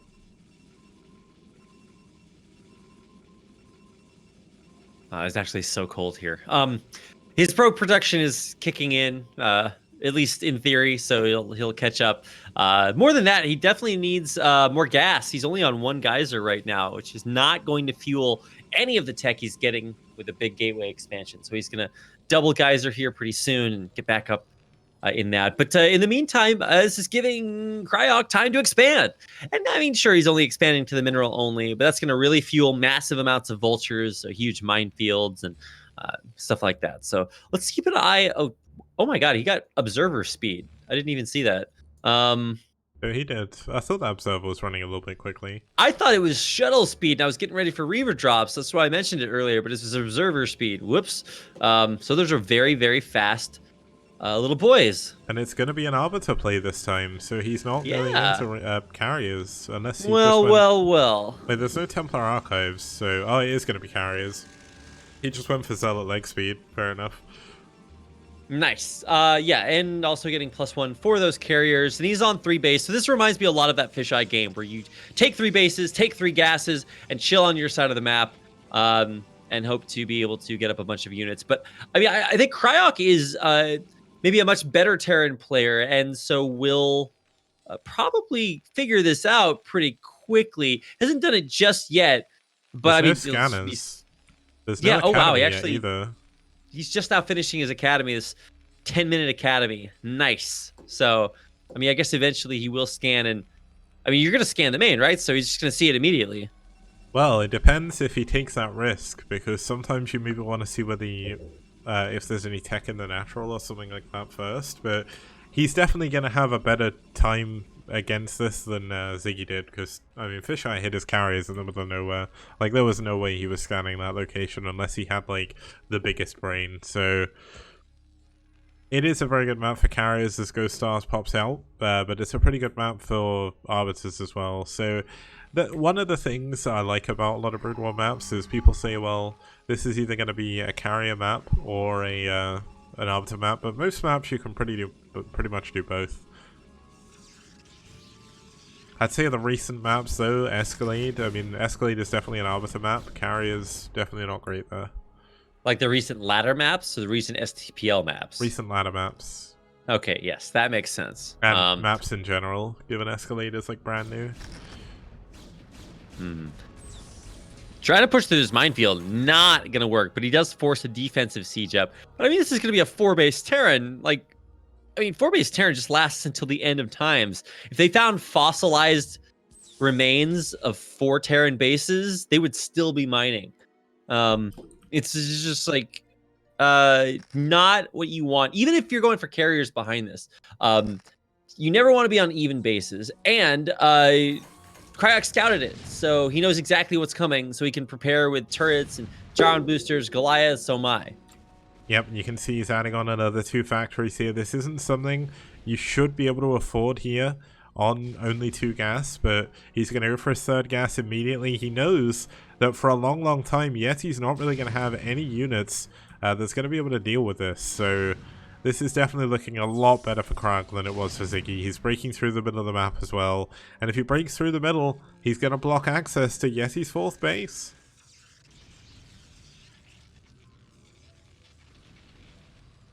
Looks like we are on point, or on track for that. Busting through the middle obviously really makes the map a lot easier for Terran, because you can just... it's very easy to push through. It's not like you're going to face a Protoss concave on the other side, you know? But I mean, the carriers are going to come on online eventually. He's oh, actually, no, they're not. Never mind. All right. No, two of them are here. So yeah, but nobody cares about 2 carriers. Yeah. This is definitely they don't even have full interceptors. Push. +1 attack just finished as well. Or it finished a while ago, but +2 attacks about to finish. And this is not looking good here for poor Yeti. But this is a good thing for Cryock, because if Cryock can win this game, that's it. They've won the series 3. No. They come back and bring us to an ace match. Yeah, it is a comeback, really. Okay. But if Yeti can win, obviously NetWars are going to move on and face... I believe they're facing IRK in the semi-finals, which is pretty cool. Oh no, they're facing White Clan.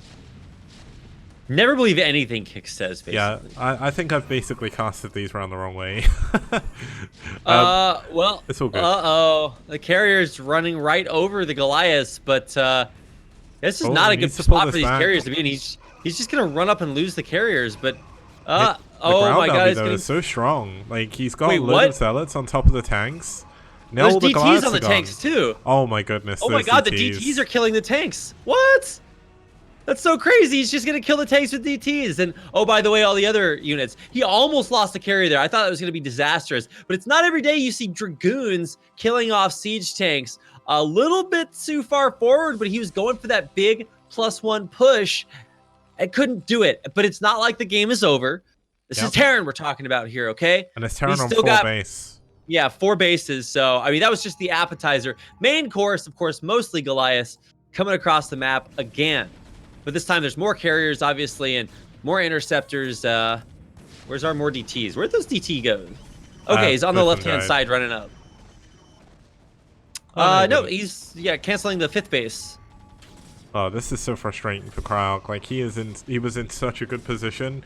He had an army that really should have been able to push through there, and somehow Yeti holds on. Like, that's crazy. Now, looks like the carrier count's up to 4 now. Gonna be 6 very, very soon. +1 attack is done. +2 attack is almost done as well.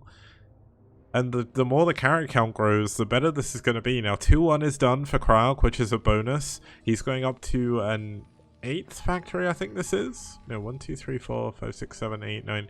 He's going up to 10 factory now, so he is going to have a lot of units. But this DT, oh my god, he gets the other SCV as well. How is he so good? K-Boy coming through. What a god. Okay, man, this game is really interesting now, because A, you almost never see Protoss like stop Terran pushes that strongly. What's the word I'm looking for? That convincingly. There we go. But then on the other side, you don't really see Terrans with this much of just like a massive economy too. And that's the thing about carriers, is like they're super scary. But do you really want to go for like, you know, a big like 10 carriers or something when you know your opponent has tons and tons of Goliaths on the other side? I don't know. Well, I mean, when we saw Bjol versus Yeti, that's exactly what Yeti did. And you know what he did? He killed him. He just kept backstabbing, kept killing bases. And no matter how many Goliaths that Bjol was able to build, no matter how many tanks he had, the carriers always won. So let's see if he's going to be able to repeat that success here. On Carthage 3, he's moving forward with a lot of his units. And guess what? He's going straight to the 3rd base. And there is no way Cryock is going to be able to defend this whatsoever. He's sacrificing the base here. He's moving. Or he's evacuating the base, should I say. Yeah, I'm actually really surprised. I mean, I guess he figures, okay, look, I can give this base up, chill out, and then come retake it once I'm in a stronger position. But picking your fight's super important here, and I guess he realizes, wait a second, it's more important for me to take this base out and then just hold on, win this war of attrition, take these carriers out. Because actually, where are his Goliaths? They're in the middle. It feels like he's not hotkeyed them properly. They're just all at his rally point. He's been building a ton of vultures Like, vultures are great against the ground army, but you need Goliaths right now. But now he's down to 2 gas, and as a matter of fact, his main gas is going to be close to mining out, so soon he's not going to be mining off of more than 1 gas, and the natural expansion is going to go down here as well. That's one of his gases. Cryok is going to get starved out here. It feels like he's just like lagged out of the game. He's not moving any units. Show me a unit Cryok is moving. Okay, there we go. We finally figured out how to move our Goliaths, and instantly a carrier dies. So like, here we go. Let's do that a little bit more. But obviously, this is an amazing position for carriers to be in. Yep, we do see the carriers getting a little bit too close. I know someone said the replay's broken, but the money's going down, so it's not. Looks like Cryok going to send a lot of vultures here to this sort of middle base nexus here. But there's no probes here, so he's just going to be able to kill the nexus, and that's it. And that doesn't really matter. The carriers are the main bounty here, like or they're the main. I'm trying to think of the right word. It doesn't matter, but they're essentially what you want to kill, and you just can't get in a position to kill them. Oh, those mines. Oh my god. Man, just when you think it can't get any stupider. I mean, look, hey, killing this base off is still very, very good. For Cryok. He did lose one, but you know, trading bases is okay because it's still tearing on 4 bases. He was able to take one on the other side of the map, and it's brilliant, recognizing that carriers, I mean, they're good, but they can't just teleport across the map unless you recall them, and then you are a badass. Man, what a game. This is really going the distance, and it's not like one player is like massively far ahead or behind. Cryok's got tons of units and upgrades, and you know, Yeti might have lower supply, but he's got a huge economy on the other side of the map. I'm a little bit worried about these carriers because this is it. So if we have like a cloaked wraith transition, which I guess probably we won't have because of the gas limitation and the tech deficit, but if you get out enough Goliaths, that's you know, the eggs, or you know, the basket that your opponent has put all of their eggs in. Well, we've got +3 attack almost finishing for these carriers now. There's still not a lot of Goliaths. There's just so many carriers right now that the Goliath count he has. It's just not enough. And look at this. Yeti's going to go into the... I mean, this is essentially the only other gas base that Cryok has now. And he's going to take down the command center immediately. Oh, well, he's got to move these Goliaths forward. He's not actually in range of the carriers. If he targets the carriers down, but now the actual... okay, so there's not that much of a ground army. He's not targeting the carriers, though, so this is... definitely not ideal. One of the carriers is on like 2 HP here, so he could really focus a lot better here. Now the carrier is moving safely, and now they're going to go into the main after this. This is tragic for Cryok, who's so far out of position to deal with this. Yeah, he's going to have to run the whole way around. He's not even going to be able to get there. It wouldn't surprise me to see Cryok just grab all of his units and go for a big counterattack. That looks like what he wants to do. His armories are going to go down, and guess what? With no armories, you have no Goliaths, but he's got no gas to build the Goliaths anyway. Yeti has done it. He's in an incredible position. Obviously, the carriers are out of position to defend his own bases. But I don't think Yeti minds. Like, losing this base in the middle, losing the probes, it's not a big deal. You're just killing everything the Terran has. He's thrown away a few units, but yeah, I mean, Cryok, he tried just a move. He actually has quite a few Goliaths going back to be in his main, but I mean, too few Goliaths versus carriers just like doesn't matter. So, yeah, I mean, Yeti's a crushing advantage now. He's got no add-ons anymore either, so there's going to be no tanks, there's no Goliaths. There's going to be no vessels in a second as well, because there's no science facility if he kills it. And, I mean, what can Cryok actually build that will deal with anything? And then, oh my god, DT's actually going to come in and help clear up these units as well. Here come the Dragoons to kind of put the nail in the coffin. The tanks aren't even sieged up. So many DTs. He knows there's no vessel, and he knows he's killed 2 scanners, so he doesn't even have the energy to deal with the DTs anymore. This is it. This is checkmate. Yeah, well... This is a very exciting series, Kicks. We've got all levels of intrigue over the course of this, but this is over. Cryok's going to tap out, and Yeti's going to tie up the series at 2-2. Yeti's going to win 3-1. Red at 2-0. Oh no, it is. Or 2-1 down. Even.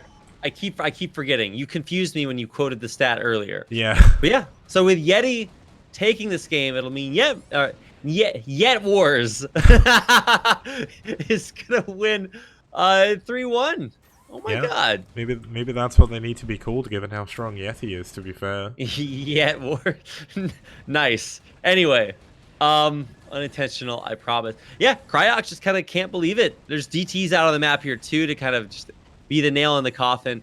He's trying to come back and save something, but there's just nothing left. Yeah, that's a little bit unfortunate. The carriers in the main able to clean up absolutely everything. He rebuilt his armory, but he's now losing all of his factories as well.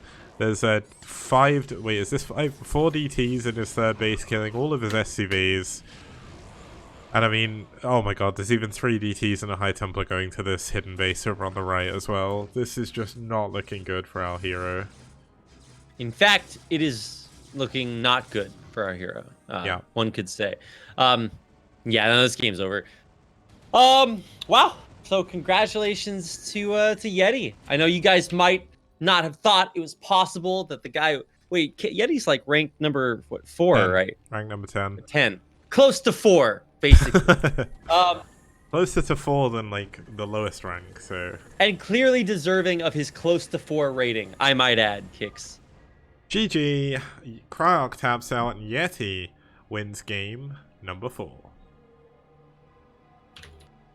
What a god. Okay, Yeti, NetWars, they continue the Polish dominance in STPL. NetWars always I'd say a top 14 in STPL for sure.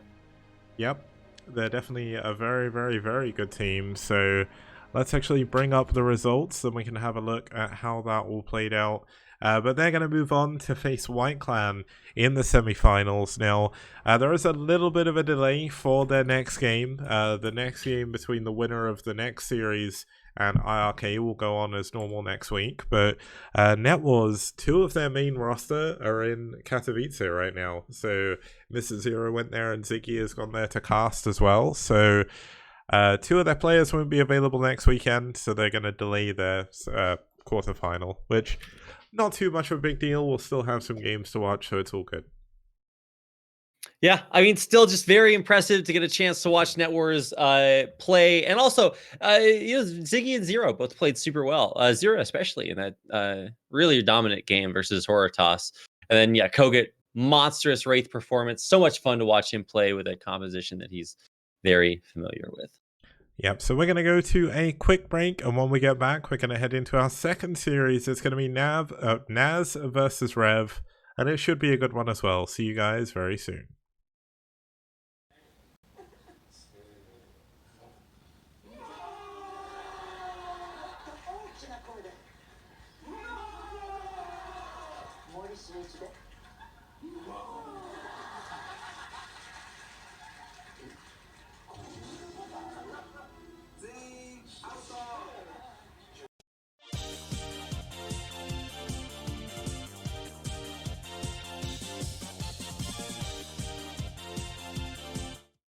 Mining, and when there's dragoons go, oh my god, the mines! Oh god, those mines were so good. What? Oh my god. How?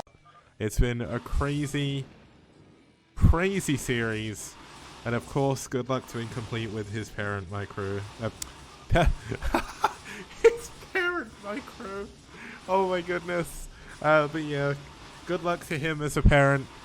I think his child was recently born, I think, as well, so he is probably already up to his neck in parenthood.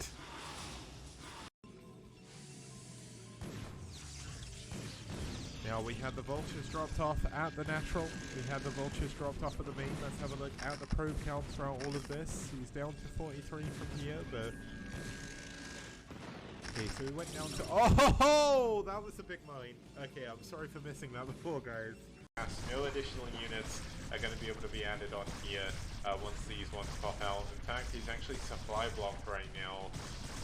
And, oh, this is just awful. I feel so bad for Vadinho, but there's absolutely nothing he can do with no academy, no closer turret, no mining. And Cadenti is actually going to... oh my god. Oh, the mana hatchery coming in from Cadenti. That is peak Korean right now. Is she actually just going to build it closer to the minerals? Like, just build it there. Let's do it. Okay, so the bunker eventually went down. The final turret. The final bastion of hope here. No, it's not. Oh! It's not. Oh! He's trying to glitch through. He does He it. does! He gets the DT into the main. On the other side, though, the DT is in the main for best as well. This is crazy. This is Okay, the sickest. he's gonna drop in the pizza wedge. Where's the optical flare? Optical flare right now. Oh my god! It's fucking blind. Yeah. That's so sick. And look at this. Unbelievable. Look at his vision. He can't see. He can't do anything. Oh, he's got a second observer. Where's the second optical flare? Oh no, that's the same. Oh my god. How good is optical flare? There we go. Nuke's coming in. It lands. Kaboom! And boom goes the dynamite. Hell yeah. And he just picks up and runs away. Yeah. What a badass. Look at the best moment of today. I love nukes, man. Nukes are so good. Okay, so the dropship comes in. Yeah, the dropship comes in, drops the ghost. He's gonna cloak. And here we go. The nuke coming out the silo here. Flies off into the distance. He cancels the Defiler Mound. He's like, okay, it's fine. We got this. He flies his Overlord in, but it doesn't get there quick enough. And the ghost gets away. And boom goes the dynamite. Everything dies. And there we go. That was the moment. I mean, the game was pretty much won by that point already. But that basically ended the game. And he's gonna mind the distance between, or the entrance between there. So, good luck, my dude. Oh my god, this is gonna be bad. Okay, this is like the bit in the horror movie where like the serial killer just broke in Oh your my house. god! Oh! Oh my god, that's so bad. Wow, that killed like 12 probes. Oh. There's only a single tank back here, but look how many vultures there are! There are so many vultures right now.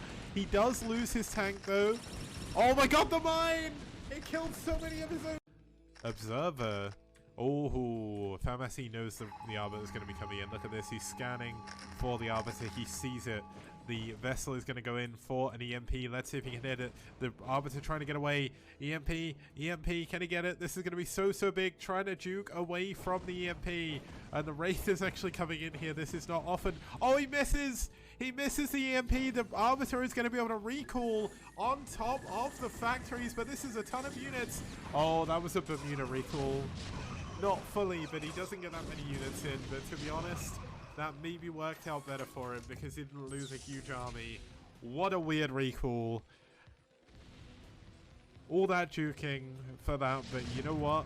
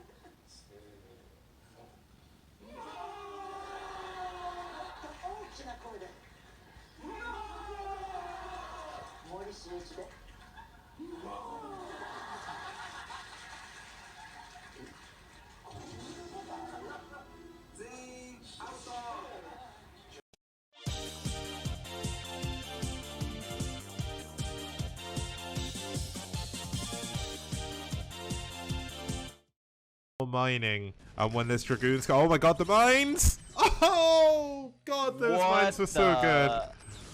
What? Oh my god. How? It's been a crazy series. Okay guys, welcome back. You're here for the second playoff series of the STPL Season 2. This one's going to be NaS and ReV. Starting us off here is going to be NaS. Now, they are on a pretty good situation right now. Interestingly, Zerg is being shown as having a downward trend, but he's actually got 2 walkover wins, so he's doing okay. But all of the players on NaS today are really strong, so definitely going to be a tough opponent here for ReV. Oh yeah, no, for sure. NaS is the truth. They are the North American hope, right? So I'm a big believer. NaS, of course, they did very well last season, And they've got some of the strongest players in all of BSL. I mean, those guys, but especially Terra and Eon Zerg, just gods of the game. Dragon as well, man. Dragon is 30-10 in STPL. Yeah, what? He is Look, so he's good. good. Like, no, nobody's sleeping on Dragon, but like, what? It's crazy. He does play a lot for them. So sometimes, especially in matchups where they are clearly favored, Dragon comes out and picks up some of those wins. Not to take anything away from these guys, Mad and CRVT, I guess they're doing okay. Also, those other guys that are kind of good. Yeah, I mean, Avi and Mad are 2 players who have won all 4 of the last 5 games. All 4 of the last 4 games, should I say. They got the cool little purple arrow pointing directly upwards, so pretty good for them. Now, Clan Revolution, I mean, in Season 1, they did not do great. Like, they were nowhere near getting anywhere near the playoffs, but in Season 2, when we added the big group round robin in, they didn't get stuck in dangerous groups anymore. They just kind of ended up playing against all the other teams anyway. And you know what they did? They came out and they won a ton of series. Like, they did very, very well in the group stage. 7 wins, 6 losses, nothing to be scoffed at. And you can tell how much that's affected their all-time stats as well. Now, in terms of head-to-head, NaS and ReV have met before. I can't even remember when they met. I guess it would have been in the group stage. But they're 1 win, 1 loss against them. So not too bad. Let's have a look at the players we're going to be seeing today. That's obviously going to come into things a lot. We've seen them in the conditions, but let's have a look at the matchups themselves. We've got Terra versus Medini on Multiverse. It's going to be a TBT to start us off here. We're going to have a ZVP between Eon Zerg and CRVT on Whiteout. That should be pretty cool as well. Definitely going to give Eon the favored chance there, I'd say. But then we're going to have a PvZ between Seriosity and Abby. I'd say in terms of like the Foreign Brood War Discord community, that's probably going to be a little bit of a hype match, given how vocal both of those members are in the community. So that's pretty good. And we're going to have a ZVP between Dragon and Indy. So that should be another great game. Yeah, I think the last one, especially getting a chance to see Dragon play, is going to give us a great idea of where he's at, because it certainly seems just super, super dominant. I guess when Abby plays too. But for the first game, I don't know. Watching Terra play is just amazing. The things this guy can do on turn rate 8, incredible. Well, Terra, definitely a great player. He's got probably the best internet in Peru because he's stolen everyone else's. But Terra with his crown up here, 25 wins for him, 26 overall. He's got a 68% win rate overall and a 66% win rate against Terran. 7 of his last 10 games have been wins, so pretty damn good. He has in the past had a 5-win streak against Terran too, so pretty good there. Terra's picture from the Corrupted Cup there looking really, really cool. Have a look at Mad. Mad also looking equally cool in his ReV shirt, but he has done pretty well as well. He's actually won 8 of his last 10 games. He's got a 77% win rate overall, so higher than old Terra there. And he's got a 66% win rate over Terran. Can any Terran stop this madman? Okay, no one point out. Okay. There you go. You were hitting the gong again, weren't you? I was. Wait, that's actually a gong? I thought that I was making a joke when I said that was a gong. But okay, that makes it No, even better. I don't have a gong kick because I'm just hitting the table. Is your table made of metal? No, it's That's what it's it wood sounds kicks. I'm doing that what's that meme, like the little cat that, like the tappy cat, like that does the little beats with its little paws? Yeah, that's a cute meme. That's what I'm doing on my table. Bongo cat. I made my table out of a gong? Yes, that's clearly mine. There's a vibration sound. TT1, if TT1's ears could be a Sir Arthur Conan Doyle character, they'd be Sherlock Holmes. He figured it out. What a god. Well, multiverse. What a god. Multiverse in a TBT. Not really much to say as we get into the game. Let's get it started.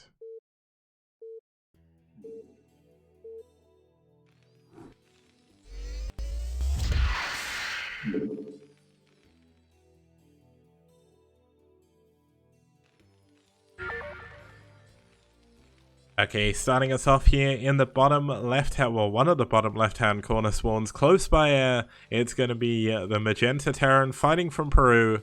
It's Terra. I love how Matt asked if it's okay. I'm like, is this turn rate 8 match okay? Little does he know, Terra is born in the turn rate 8. And his opponent in the red, playing for ReV, is Marino. I love it. Anyway, I'm actually going to turn our turn rate to extra high.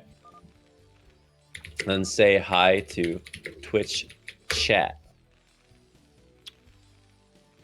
So, I mean, the one thing we will say here is it's a TBT, so if it lags, it's not too much of a big deal. Like, the longer this game goes on, the less the lag is going to matter. When you get to, like, BC versus BC, it can be a little bit awkward if you can't get your matters off properly, but let's see how that goes. This is close by air, which makes me think this is going to be a relatively quick TBT. Could see Terra go for Wraiths, given how good he is at microing in low latency or high latency situations, but I guess we'll have to find out. And there's only one way to do that.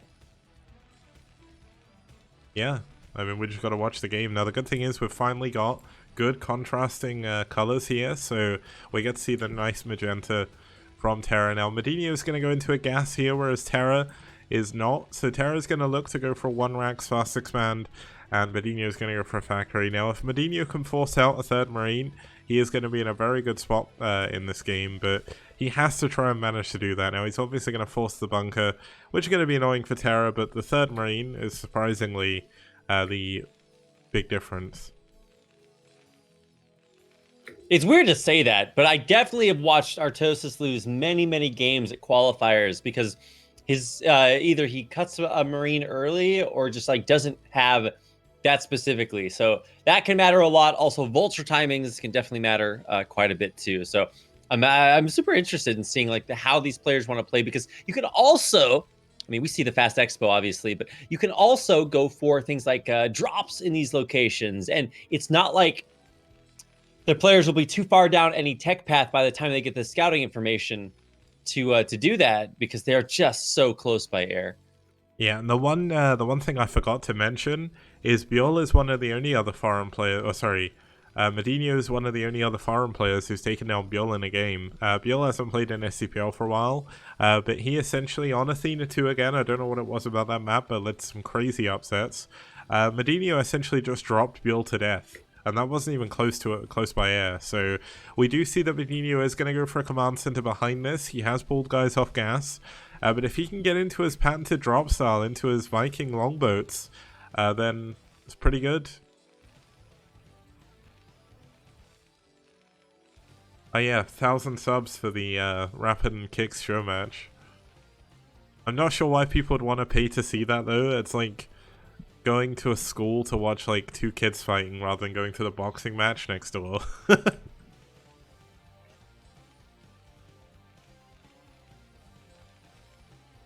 And TT1, you should get a gong for a table. I've heard that's good.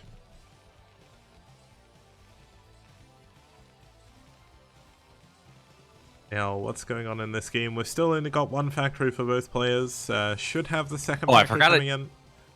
I forgot I turned on push to talk. So, whoops. Well, okay, I'm gonna turn that off. This is too much micro for me. You're probably sitting there like, why is he talking over me so much? Oh my god, Kicks is so annoying. What a so and so. What a dog's dinner. Hey, there you go. Yeah, See? That's not how that works. That's not. It's me. I'm British, Kicks. You and your Jaffe Cakes, you've taken it too far. I was getting bubble tea the other day, Kicks. And what is inside the little like area where the little coffee workers make their bubble tea? There's an opened package of Jaffe Cakes sitting there staring at me. So I asked them, I was like, where did you get that? And apparently they like took a trip and brought some back. And I'm like, what a random thing taunt me with? Jaffe. Pilgrimage to Tesco in Rotherham to buy some Jaffa cakes and take them back to Korea. Dude, we did that. Oh, I remember. Well, you didn't go to Rotherham, but yeah. Well, it turns out there's more than one Tesco in your country. Okay, Yeah, so there's maybe a not lot. for long, but I will. Yeah, I'll be back. Don't worry. Well, did you see that? Did you see the photo I mentioned you in on Twitter of one of my friends has bought a box of 100 Jaffa cakes? What? No, I did not. Hold on, I gotta go check this.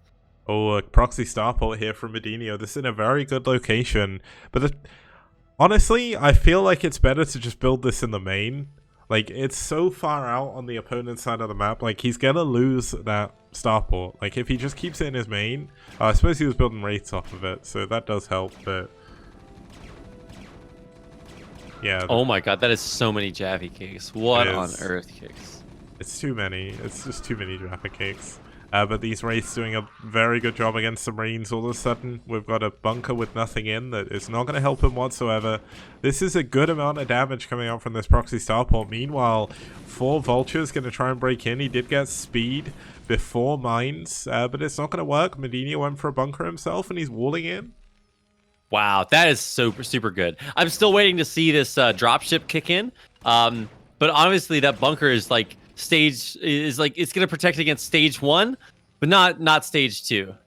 Yeah, well, the bunker's not protecting against anything anymore. He's had to rebuild Marines from his barracks to use his anti-air until the turrets came out. Wait, he had to rebuild mines from his barracks? Marines.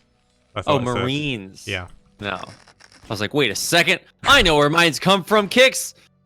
But I mean, it's really cool to see these raids be used to sort of like, I don't know, mix things up in the middle of the map. And surely when either Cloak finishes, it's going to be cool to watch. But then also, I mean, look at how much value these vultures are getting just in the meantime. Yeah, but there's a 4 vulture dropship heading into the main base now. All of Terra's units are on the other side of the map. Uh-oh. This is not looking good. Oh man, Medinio has killed so many workers this game so far. He's up now over 10 workers. He's going to continue getting more and more damage done. The vultures at the front have already retreated. Oh my god.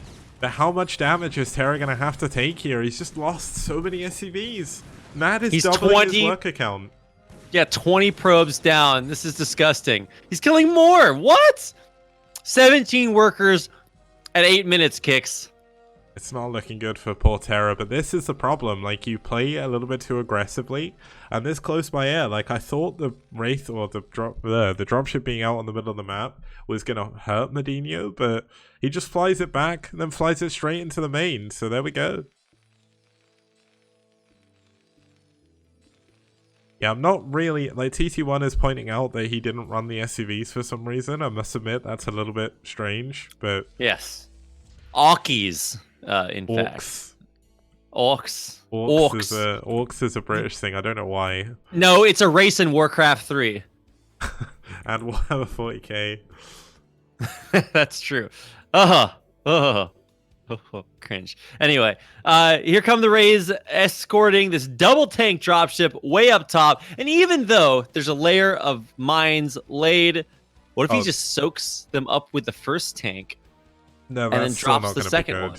Like, you need both tanks for this drop to do anything, but let's have a look, see if it's gonna work. Oh god, no, not like this! Oh, actually, he takes it in the perfect spot! No. What a god! Oh my god, he doesn't kill it though, so he loses one of his tanks. He's gonna kill one of the other ones at the very least, but he nearly loses both tanks to that single mine, which is not great. Medinio definitely needed something. Well, Medinio didn't really need for that to work. Like, he saved his dropship on one of his tanks. It's not that bad. He was forced to build a turret on the middle because he didn't want to waste any scans on those mines. But when are we going to see a third base from Medinio, and what is Terra's plan going to be from here? He's still very far down in workers. He has to make something happen. He needs to find damage from somewhere, but he doesn't have anything that can do damage.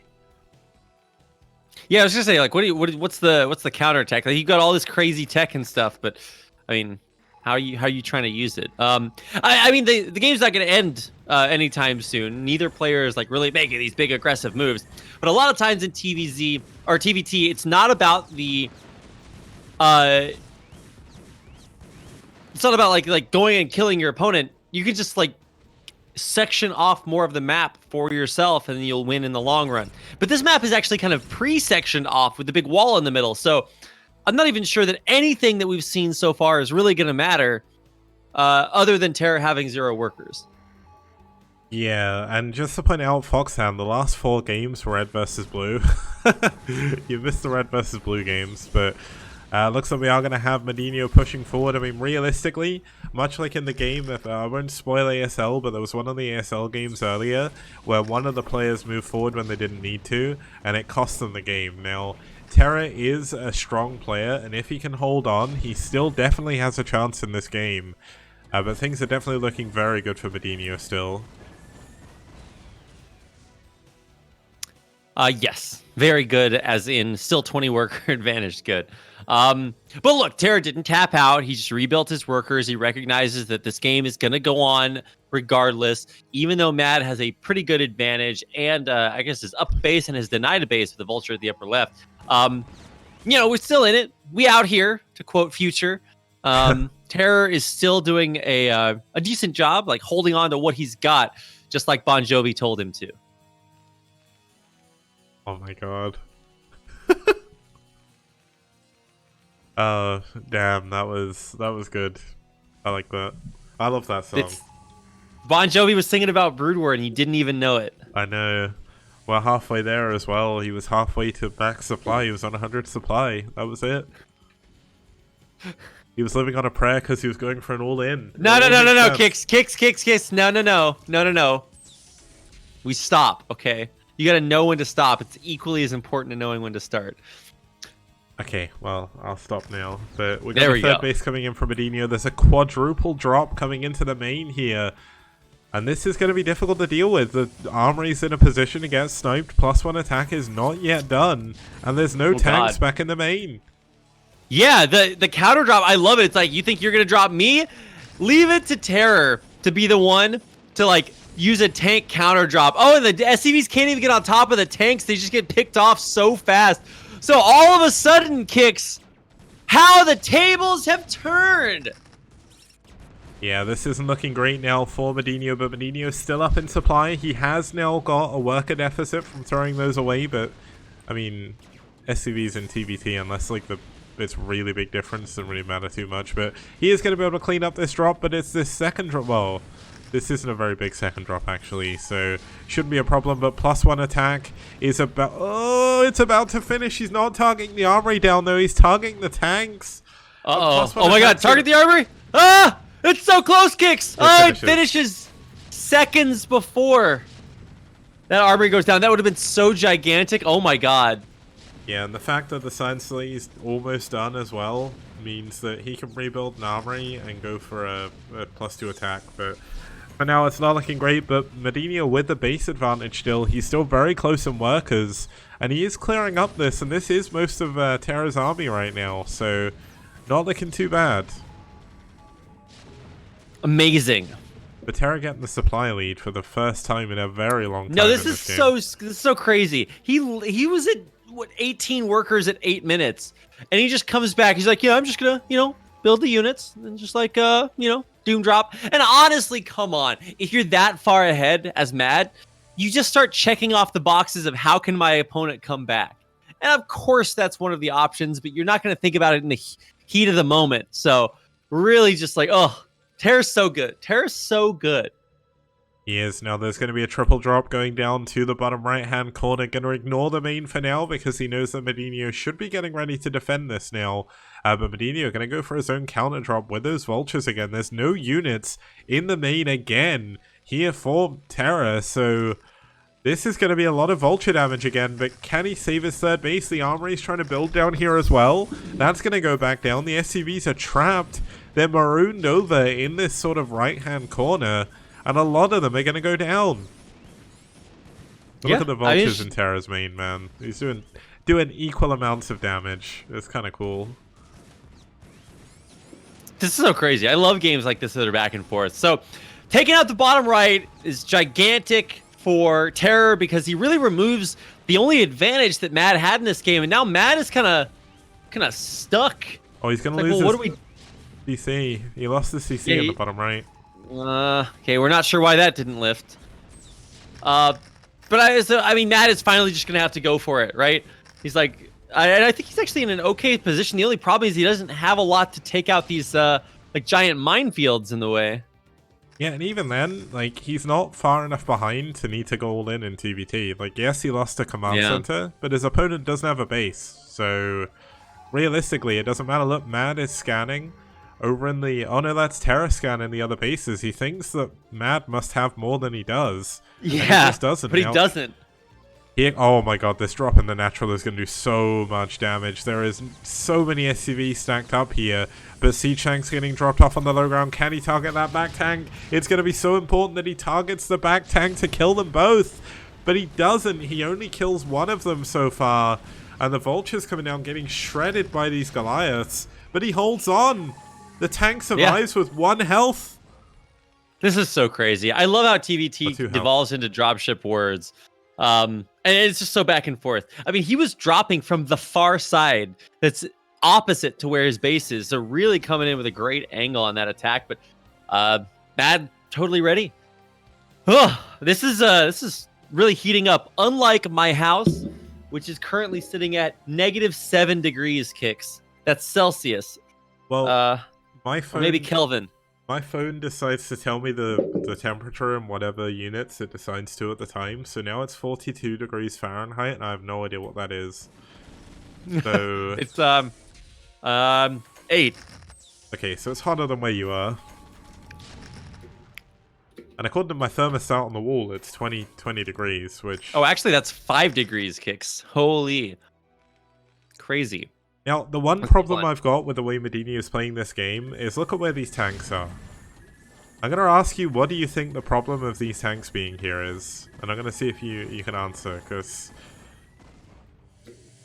There's a TVT... Wait, the tanks connoisseur. Medini's tanks on the left. Oh, what is the problem? They're all pointing the same way? They're not securing anything. Like, he's sitting there. It doesn't they're stopping drops. Well, they're not, though, are they? Like, the drops just go through the main base. Like, it's really not helping whatsoever. Like, he could pull back, secure his other bases, go for the top right, and he could even try and push through, like, through the middle part, and try and cut off Terra from expanding again, and he's just not doing anything with it, so... I'm really curious why neither player is really expanding. Actually, if you look, there's a command center floating to the bottom left. Terra's going to try to take the base between them. Yeah, that would be a risky play, but you know what? Terra's got the dropships. He has the mobility to deal with this. And if he drops tanks behind this wall, that's going to be another dead armory. And +2 is so unbelievably important in TVT. And Medini's is just way further behind than Terra's is right now.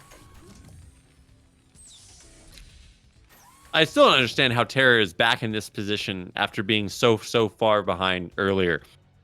He's got 4 bases running, and Mad's just like chilling. Like, I mean, he is actually building double starport in the bottom right-hand base. So we are going to start to see, I guess, battle cruisers come out, or maybe it's like, it's gonna be it has to be BCs. Yeah, but like, what does Raze do? They help deal with the dropships is the main thing. They kind of force Terra into a ground game, and he can't really push through the middle, so... Yeah, but how many starports is he building it out of? He's got, like, 4 starports, right? Or did he... Oh, he lost the starports. Yeah. Did he? Yeah, he lost the starport in his main, so... Oh, no, he didn't. It's in the top middle, which can't really build anything, so... Yeah, it's gonna be 3 starport Wraith most likely. I would say BC, but he didn't really have the gas for it, and the placement of these starports means he can't build 3 control towers. So it looks like Mad is gonna try and secure the bottom right hand corner, but here we have Terra pushing through the middle of the map. There is no Goliaths with this, so eventually the Wraiths are gonna be able to come in and clean this up. But he's completely circumventing Mad's army that's just sort of stuck in the middle of nowhere. I still don't understand this tank position. Well, this is huge for Terra. He's going to push into the natural, siege up all of his tanks. There's like 1 tank defending, and like vultures are going to kill it. Yep. So that's it. This base is just dead. he's going to get contained in his main. And the trouble is with this, he doesn't have any dropships, he doesn't have a control tower. So, I mean, the Wraiths are going to be able to clean this up. But without having a natural, it's going to be so hard for him. Now, he did lift it, which is good. He can continue to hold on to that position, and the Wraiths will clean up all these tanks eventually. So, it's not the worst situation for Medina right now. It's pretty bad, but Medina is going to go for his own counterattack through the top right-hand corner.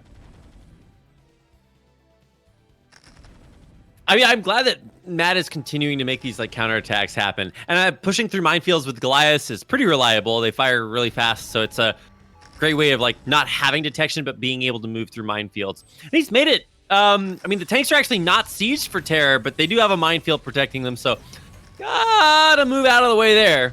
And he is. He's got a beeline up to the upper left and should be able to take that out, right? Oh my god, Terra actually went for his own Wraith switch as well. I didn't keep an eye on that. Kind of kept it a little bit safer, but I mean, this is a ton of Cloak Wraiths, and where is Medino's Wraiths? Did he? I love how Terra is like the ultimate, like anything you can do, I can do better. So he dies to drops, and then he kills Mad with drops. And then Mad decides to go for Wraiths, and Terra's got way more. I hope he actually finds the Wraith switch with his own Wraiths and just walks over them. Well, he's already seen some Wraiths. I think he actually did kill them. Now, Medino is down to just 2 gases. Terra currently up at 3. He did lose his top left-hand base. He's going to get the Comsat as well, because he knows that Cloak is going to be super important here. But the trouble is, Terra's getting into the main. He's sitting on top of the factories now. And when you get on top of the factories in TBT, that's pretty much it. That's checkmate. If you can't build units, what are you going to do? Excellent question, Kix. I do not know. I believe you do need to build units in order to win this game, but actually, both players are having such a hard time securing their bases. It's a little bit crazy how even this game is. Like, Terra's got a big gas bank, too, so I think he's actually in a little bit of a better position when it comes to, like, you know, going up to the next stage of what do these players want to do, but I think it's such a war of attrition. You look at this Wraith switch actually killing buildings. I asked you when we were going to see Wraiths killing buildings. It's now, Kix. Well, here it goes. The Wraith's going to come in with Cloak. He's scanned on top of the Wraiths of Terra here. He's going to get a better engagement. They're not retargeting the counter scans, but I think even still, the Wraith count is almost... Oh, it's so even, but it actually, Matt is going to win the Wraith battle. Kills off all of Terra's Wraiths, and now tanks are going to go down, but I mean, this is already just so much damage. Yeah, Medina, though, despite being 20 supply down in workers, is still pretty healthy on supply. So he's got a lot of units over in the top right-hand corner. +2 attack did finish for him, so both even on upgrades, at least for the time being. Now, the Wraiths are going to help out here a lot. Terra is obviously going to have to rebuild his. He hasn't actually done so. His natural is mined out, so he's down to just 2 mining bases, 1 base mining minerals right now, same as Medino, and this is so close. This is actually remarkable how close this is, given how much damage both players have done to each other. I love it. Yeah, like a lot of Brood War TBTs look like a war, like a sort of a war before like modern infantry, so before World War I, where you've got both like people lining up, they bring all their troops together, put them in a line and go, okay, now we're gonna fire at each other. But this is a knife fight. Like this is 2 hobos, like they've both got nothing. I love how Kix says a knife fight instead of a gunfight, which we would say in America, because that's the type of crime you have in UK. Yeah. Well, the thing is, like, I mean, even homeless people can't really afford guns, right, in America, so... Well, are you kidding? What? I don't know. I would think so, but I guess not. I feel too difficult here. You gotta come visit sometime. I'll show you around Detroit. Well, here we go. We've got Medino trying to hold on to the bottom left-hand corner. This is the final mining base he has on the map. The Wraith's going to be able to help hold off against this, but the tanks have gone down. The starports are going to be in jeopardy now, and a single Goliath is going to clean up the final 2 Wraiths here, I think. There goes the scan. Is the Wraith going to survive? No, he doesn't. Oh, wow. Man, Terror is just a monster. It's like, you kill my corner base, I'm going to kill your corner base. But Matt just has nothing left at this point. When this base goes down, I mean, that's it. Yeah, Matt is going to try and hold on here. He's got a base coming up in the right-hand side. He's trying to set up a contain on his opponent. And the trouble is, I can't help but feel most of this comes down to that really weird tank positioning from Medino early in the game. He's going to save his command center up in the top left at the very least. He's not going to be able to get any more units across the map. But, yeah, the starport's going to go down here. Two of them have already... Oh, no, one of them's gone down, sorry. The other two are going to fly far away from here if they can. Wait, why is he landing one? That is... Yeah, what? That's gonna build things, Kicks. That's a bit risky. I mean, I guess he doesn't want that starport anymore. Okay, so that starport's gonna go down.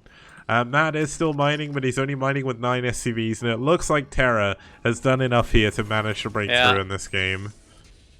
Yeah, I think Terra's done it, Kicks. I mean, Matt still does, like you said, have that base, and actually, you know, Terror, he's mined out his main and natural, but he's just got that extra corner base back up and running again. So, I mean, Matt also has no units, so that's the big tragedy. And he's on 11 SCVs, so you know, take your pick.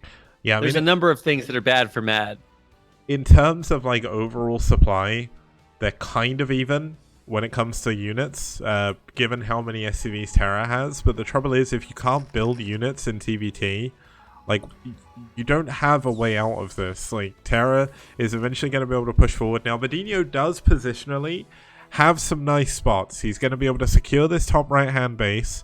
He's going to be able to stop Terra from being able to push through the middle of the map, at the very least. I mean, he does have enough to probably break this, but he's a little bit worried about it. It is 2 attack against 3, which doesn't really matter too much, but Medino is very unlikely to win the game unless something really crazy happens. Like, I mean, really crazy things have been happening all game long. So yes, lots of vulture damage could do it. You just would have to get lots of vultures. Yeah. And he does not have lots of vultures. He has no vultures. Yeah, that's oh, he's got 2 more, but that's not really going to help too much. Now, Medino is actually going to expand to the other main with this floated command center from the bottom right-hand corner. So he is going to be on 2 bases, still only on 16 SCVs, but is rebuilding them quite diligently, in fact. So he is going to be able to get his economy back up, but as you can see, oh, he's going to lose a tank in the middle of the map. That's not great. Yeah, I mean, the game position right now is not great. I don't think 1 tank is going to make that big of a difference. I mean, he does have this like wall in the middle of the map, which is basically the only thing protecting him. But Terra's just going to go around it, or actually just straight through it if he wants to. He could literally A-move and win this game. He's doubling Mad's supply right now. Yeah, now Mad needs to move these 4 tanks. Like, he's got over in the kind of middle area. Like, they're not really doing too much right now. And if he moves them up and breaks all of the assimilators, maybe he can, like, delay the game long enough, because Terra doesn't actually have any dropships anymore. Oh, he's got 1. But maybe he can delay everything long enough that he can come back. But it's going to be so difficult. It looks like this could be the final push of the game. Terra coming in from multiple angles here. D-Matrix being used as well on a Vulture to soak up some additional hits. And Medino's units in the middle of the map are gone. Well, Medino's units everywhere are gone. So, yeah, it's a rough time to be our Norwegian Terran. He's Norwegian, right? Yeah. Yeah. Okay. Well, yeah, not a lot to do. Terror. Mowing through everything. I mean, does he have actual units? He's got 40 supply worth of tanks, and they're all trying to protect desperately these 2 bases he's got up.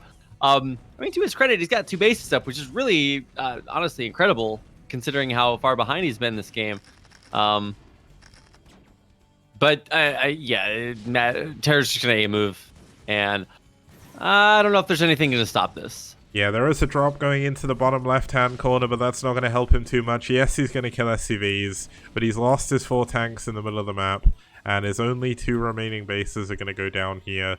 And yes, he could try and expand to the island if he really wanted to, but even the SCVs killing the tanks and vultures over here in the bottom left. And Albert, I'm the one observing, so... How dare you, Kicks? How dare you observe? Well, I'm observing Mad lose the game here. So congratulations to Terror, who is doing such a good job winning that he's convinced Mad that he's not.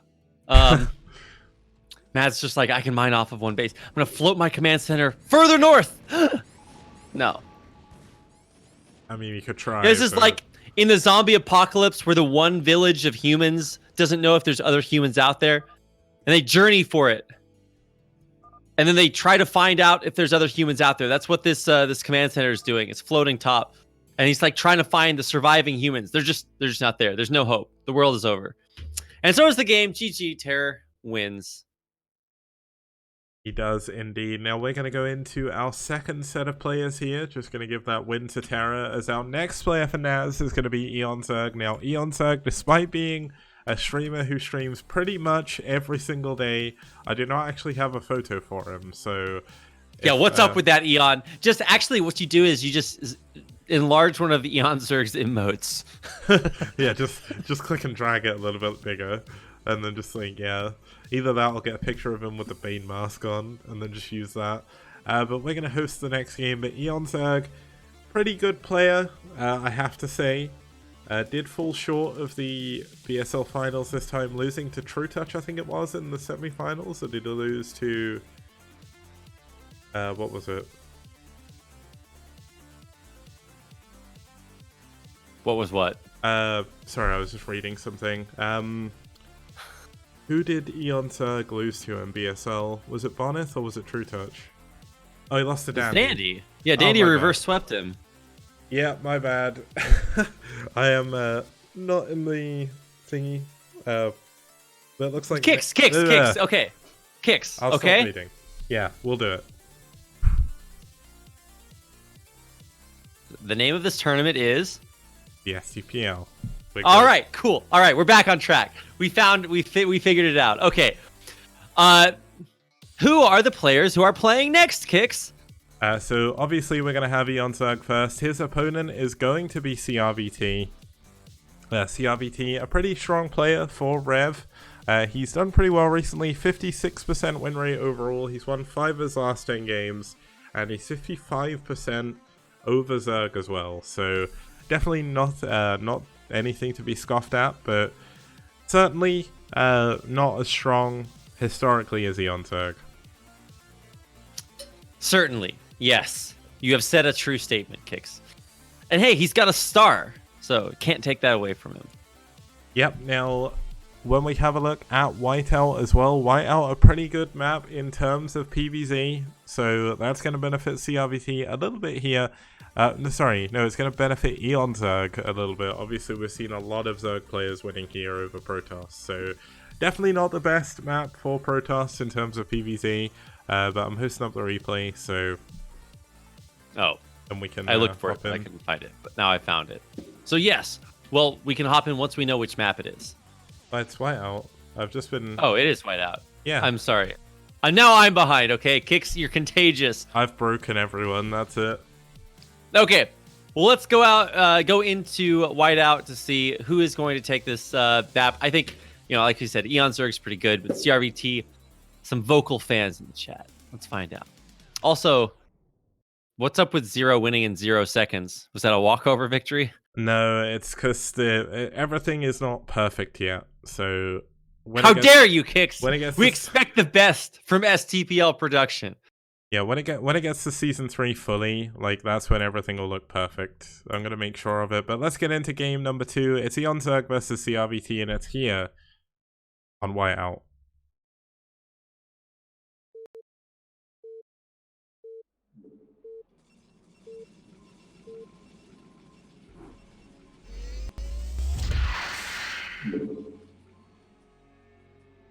Okay, starting us off down here in the bottom right-hand corner, we do have the red Protoss player fighting for red. It's going to be the one, the only, Mr. CRVT from Latvia.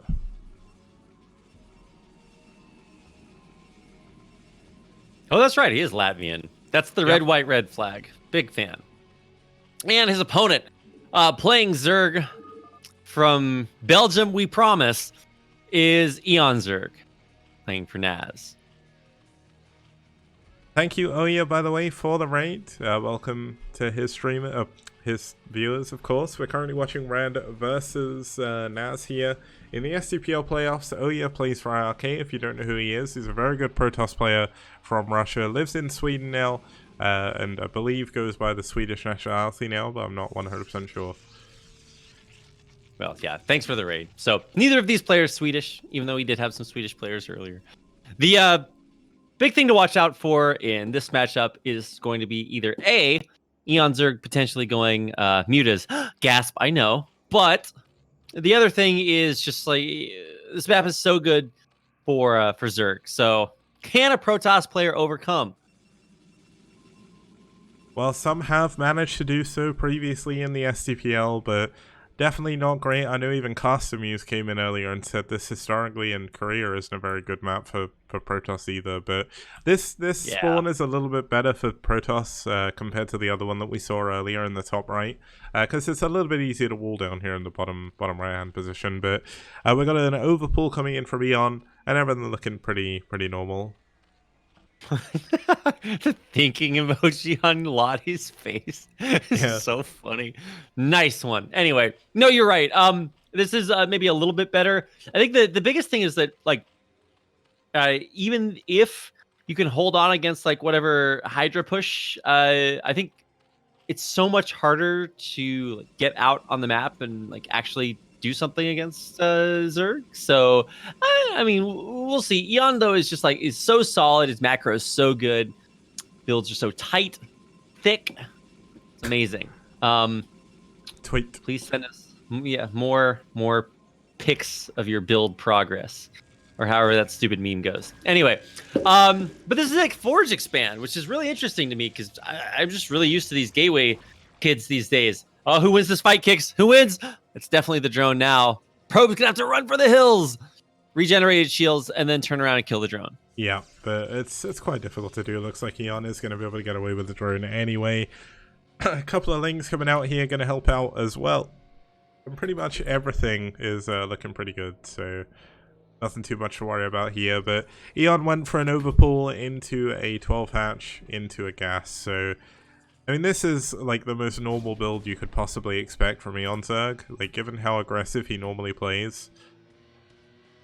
That's not too bad. But hey Zero, good to see you, man. Mr. Bombastic here. Supporting Brood War.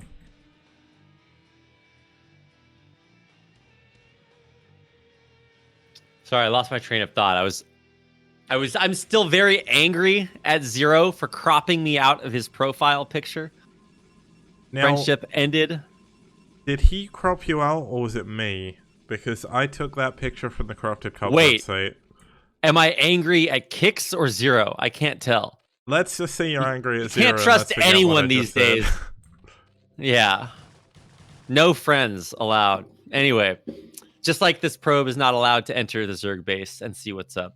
He also is not going to see whether or not it's a third base or not because he didn't go north. So these two lings actually super effective, denying all of the scouting information.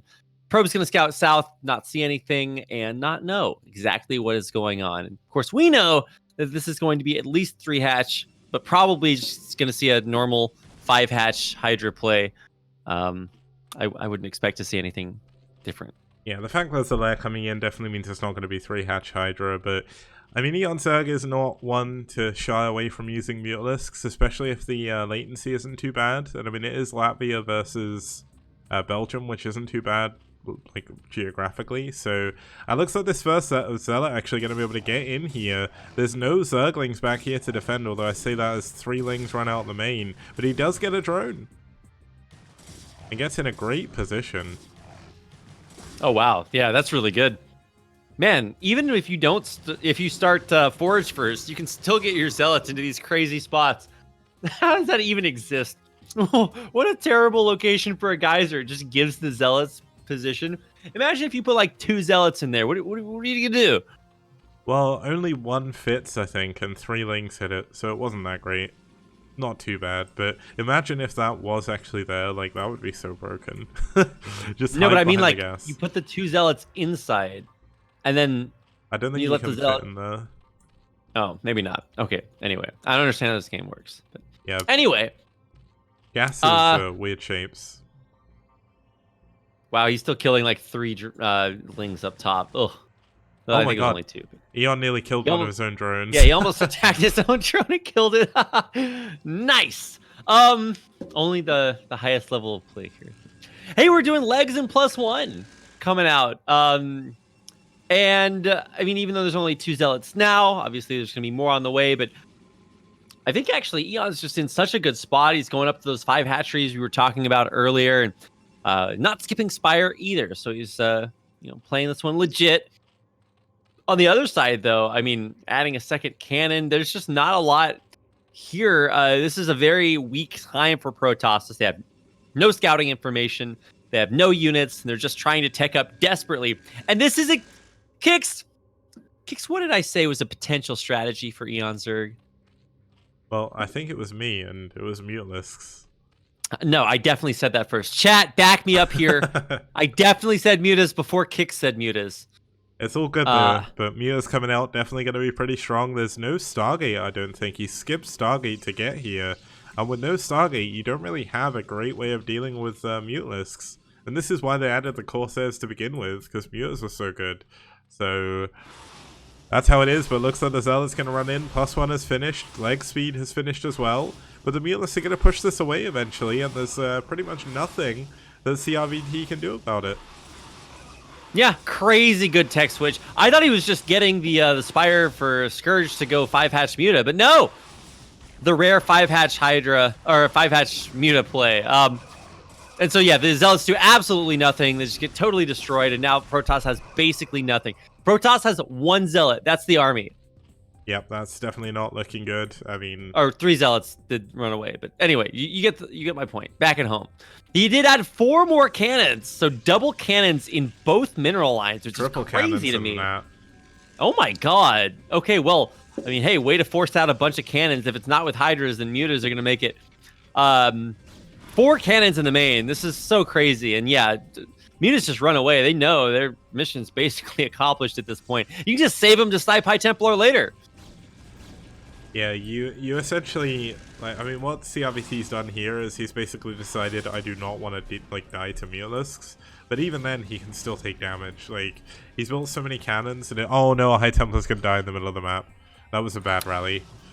Oh no, well that is heartbreaking. Every High Templar just so precious. He actually built an Archon, so he essentially killed 3 High Templar. Yeah, well the Archons are pretty good, so wouldn't really call that killing 2 of them, but yeah, it's definitely a big, strong decision to say, hey, you know what, I'm going to sacrifice pretty much every opportunity I have to move out on the map to just defend against the Mutalisks. And I mean, yes, Eon built Mutas, but he never, I think, went over 5, so that's definitely a lot more cannons than he needed. I gotta turn down my volume. This is insanely loud. Oh my gosh, it's so much easier. Oh, thank you. Why was that so loud? I also have to turn you down, Kix. Whoops. Okay. Is this no, the hatchery is on location. It just looks off position. Anyway. Kix, can CRVT come back from this horrible position he's in? I don't think so. Like, I like to be optimistic, and you know what? He didn't take too much damage from the Mutalisks, but how does he take a 3rd base? He sacrificed a lot of minerals that he could have spent on gateway. Well, he's still got a lot of gateways, but he spent a lot of money that could have been units on cannons to survive, and he's lost to a lot of storms, so this is not great. Now, the reason why I was zoomed in on that High Templar is I think I've just realized they've got like a feather on their head or something, and I really wanted to see if I was seeing things, so yeah, that's definitely weird. But the Archon coming out here going to help this out. The Mutalisks flying over the Archon, but the Archon not attacking for some reason. And the Mutant's going to go in and look for some High Templar kills. He's a pacifist Archon. The Mutas are not going to go in because he's getting pressured on the other side of the map. And this is like a decently scary Protoss army, but I think the Sim City and certainly the Lurkers, when they finish morphing, are going to be more than enough to hold on here. Certainly the mineral-only base is in or not mineral-only, but the outer base is in a lot of trouble, so that's at least going to be potentially not even taken out. Wow, these Archons are getting focused by the Hydras, which kill them off very well. Yep. And The Zealots are going to try to focus down this hatchery, but I don't even think they can get it. Yeah, it's not looking great. He needs to target with all of his army, essentially, if he wants to kill this, but there's so many Hydras, there's no Storm, as we mentioned before. And when you've got no Storm, how do you deal with clumps of Hydras? Like, Hydras are so cost-effective. Yeah, no, it's crazy. I mean, he's going to be pushed away. He doesn't actually kill the hatchery. He leaves it. Okay, come on. 130 HP, really? Really, that's where you leave the hatchery? I mean, Eon does actually overextend a little bit with the Hydra, so he's got to pull back and wait for these lurky boys. What happened to the lurkers, Kix? He never built any. Oh. They were wait, just eggs I from just the saw hatchery. Yeah. Okay, I saw the eggs morph, and I thought that they were lurkers because they were off position, but I guess the larvae just wandered away. Yeah. Never mind. All right. No saving grace here. It's just Hydras. I mean, they snipe Dragoons, so they're doing okay, but the hatchery does die, and so that's mission accomplished for this push from CRVT. Yeah, and this is definitely looking good. Of course, NaS are currently 1-0 up in this series, so if Eon Zerg can win this, which, I mean, statistically, people would say he'd win this for sure.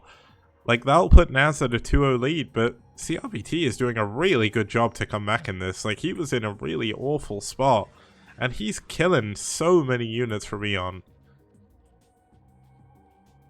He really is. I mean, I think finally the critical mass of Hydras will be reached, but he's fighting like way out of range of these Sunkens. Like, you don't need to be that far out. Like, let the Sunkens come in here and kill all the Zealots. So he loses a few Oh,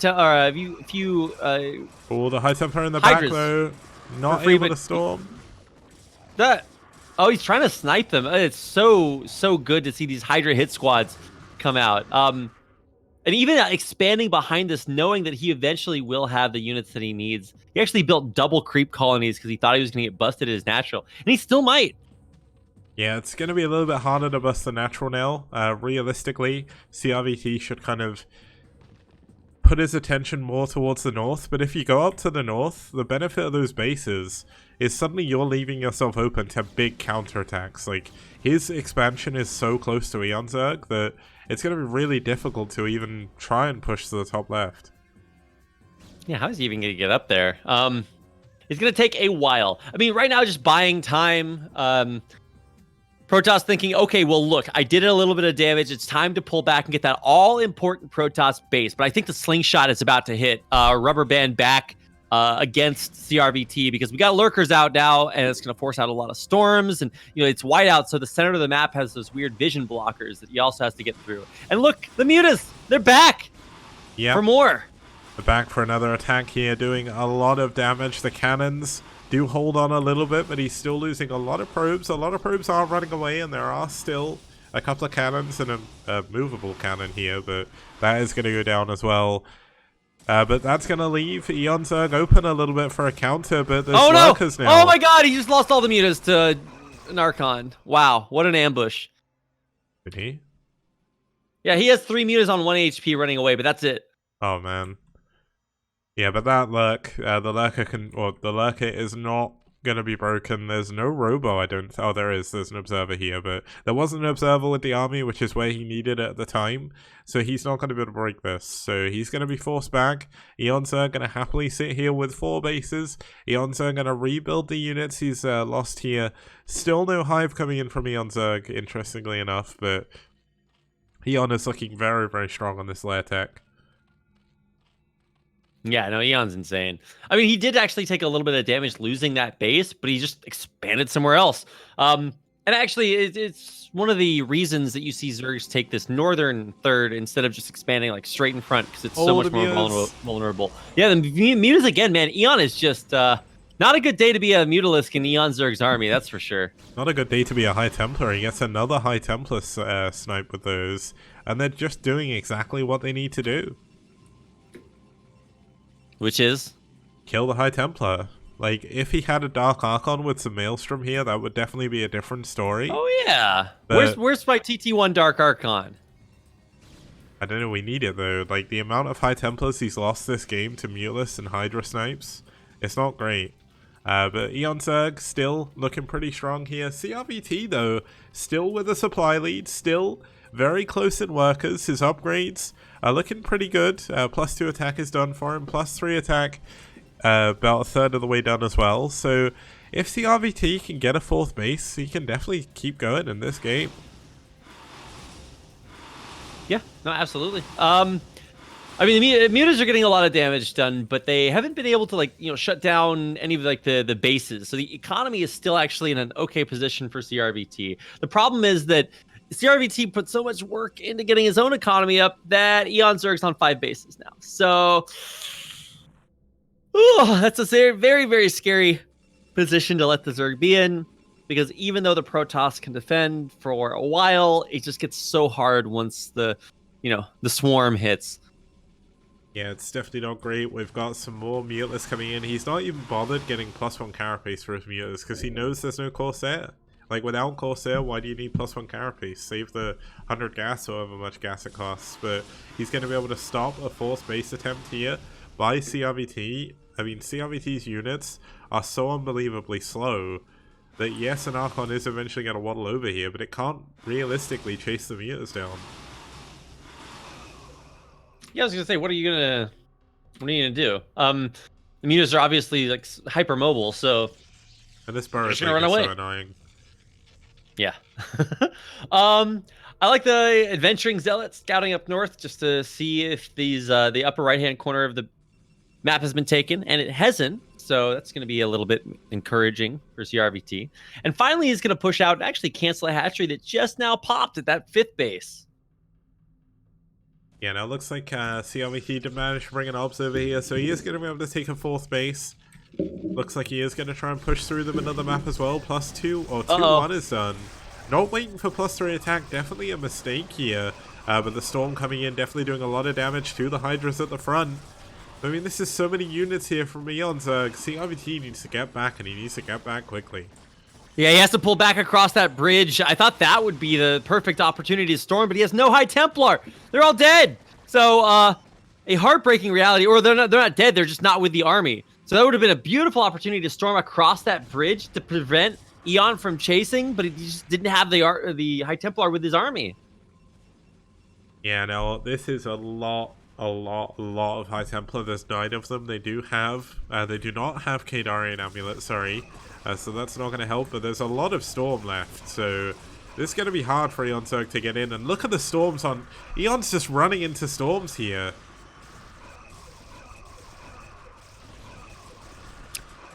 Look at the lurker spread. This is so crazy. He's able to push through... Sorry, yeah, I was just going to say a lurker drop coming into the main. There's actually lurkers blocking the ramp over to the 4th base. All of the probes going down.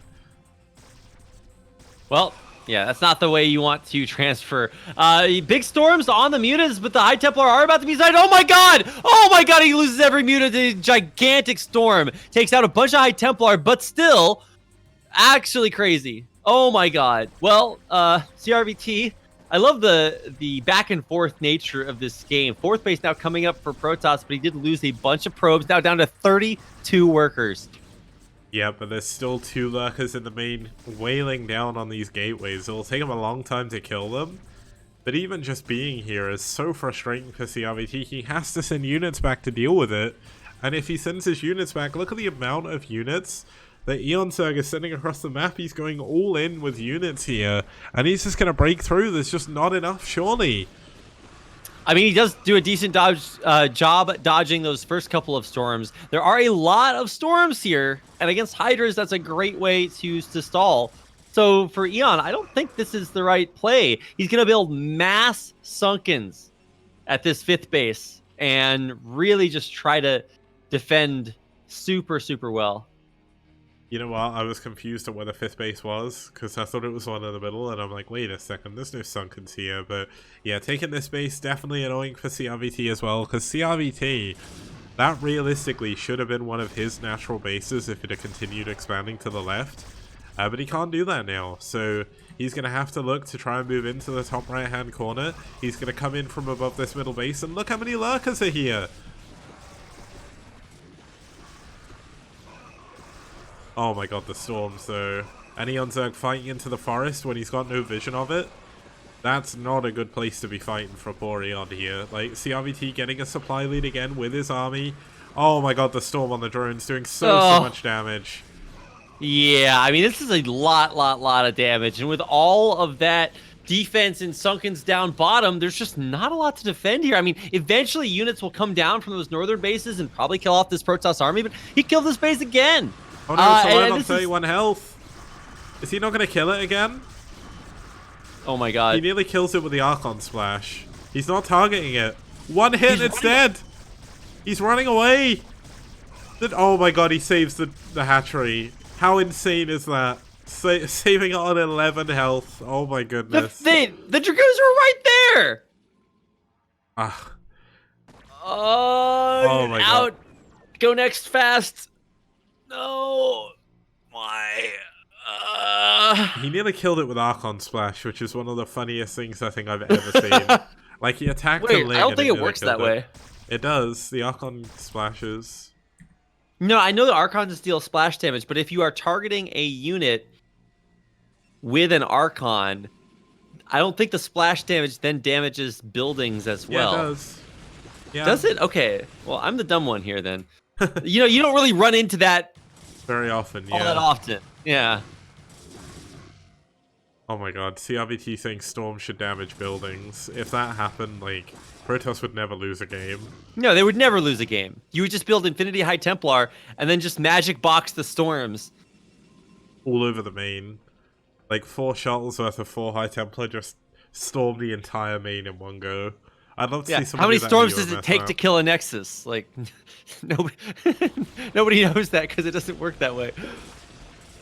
Okay, now we've got CRVT pushing into the forest here. He does have vision with the observers, which does help. But he's still not looking great in terms of supply, although he's just above Eonzerg still. So this is still so close. But that's a Whiffed Storm there. A little bit unfortunate. Oh, but that's not a Whiffed Storm. Well, he does Double Storm, which a little bit of a mistake there. Yeah. Man, this game is like, really back and forth. But I think CRVT is crushing it right now, even though he doesn't have a lot of workers. And this counterattack is actually doing decently well, although he needs to burrow that crazy lurker in the back. I mean, CRVT is just such a huge economy here, and he actually should be able to take... Oh no, there's a burrowed Zergling at the base he wants to take. Wait. In 6 o'clock, so, or 7. Ah, yeah. That's a Zealot down there, I guess. It'd be a little bit more difficult to defend that base. Now he's going to have his units moving to the top left to defend his right-hand side base. 6 o'clock is kind of out of his reach now. Ooh, huge plague. Catches all the observers, too, or all but one, so they're going to be visible, vulnerable. But still, there's a lot of Zerg coming through here. Beautiful storms blanketing the entire ramp. Oh my god! Eon just loses everything. He's down, but he's still up in supply. Yeah, CRVT lost a lot of units there to do that. All that's left over here is High Templar. They don't have Storm. They're not going to be able to merge into Archons. Ooh. And High Templar... And he's finally mined out at his 3rd base, so that is completely worthless. Although he does have a brand new 5th base coming up, so he'll be able to just transfer there. And thankfully there's no lurker in the way, so the probes will survive. Now, weirdly, we're seeing a point where Zerg are mining out. Eon has taken away the top left-hand base. The only base he has mining is the top right and his half base here in the middle.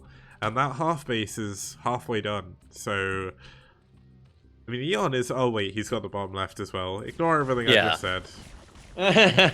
You keep forgetting about the bottom left base. Yeah, it's because it's, like, out of my peripheral vision. Well, it's not, but... What do you mean your peripheral vision? It's a mini-map, Kix! It's... I have my mini-map on a, like, 50-inch screen off to the left-hand side of my, oh, that's right. Okay. Screen. But GG, CRVT taps out, Eonzerg wins game number 2.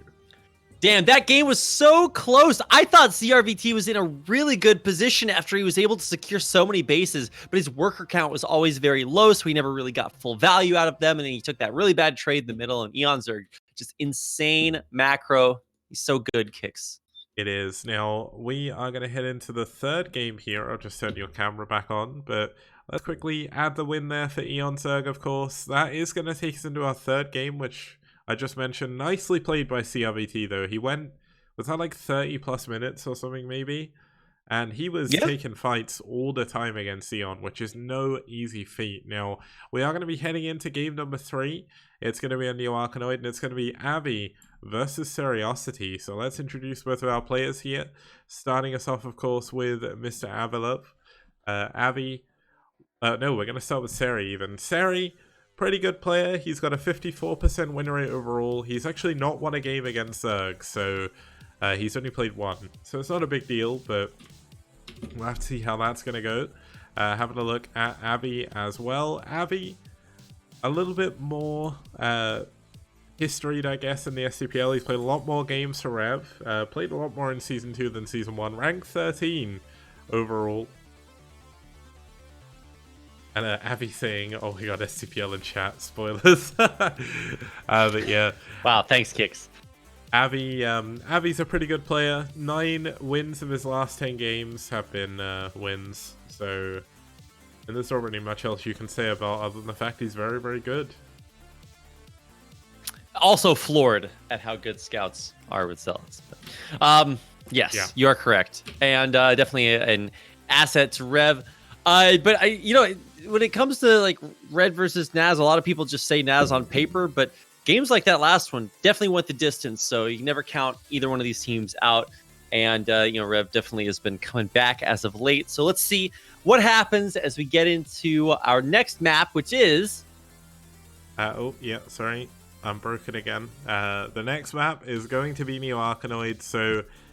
In terms of Neo Arkanoid, I mean, we've seen both of these players play on it a lot. Both of them have actually got 3 wins here, but Seri's also picked up 3 losses. And of course, Avi's played a lot more against Protoss overall in the STPL. So I definitely give Avi the edge here. I don't know if you saw some of the recent casts, but this is the map where Avi faced off against a player called Pre, who went Macro Nexus in his main. So... What? Yeah. That was a game. He went 12 Nex. 12 Nex in his main next to his main Nexus. And that was like a... That's the stupidest thing I've ever heard of. That was a 21-minute game as well, that became. But yeah, Avi is the Neo Arkanoid master, as Iskra says. But that was a really, really ridiculous game. Now, I'm hosting the replay, so when you're ready, Rapid, we'll get going. Whoops. Sorry, I'm still in the last game. Okay, I promise I know how to join replays. And there it is. Wait, why can't I find... Oh, there it is. Oh, and okay. Ziggy was asking in one of the many Discord channels I'm in what the star actually means. The star is essentially the equivalent of 5 wins. So if you have 5 wins, you have a star. It's not like a Michelin star system or anything. I'm not rating players because I'm nowhere near in a good enough position in my own skill level to be able to rate players like that. But yeah, let's get into the game. Okay.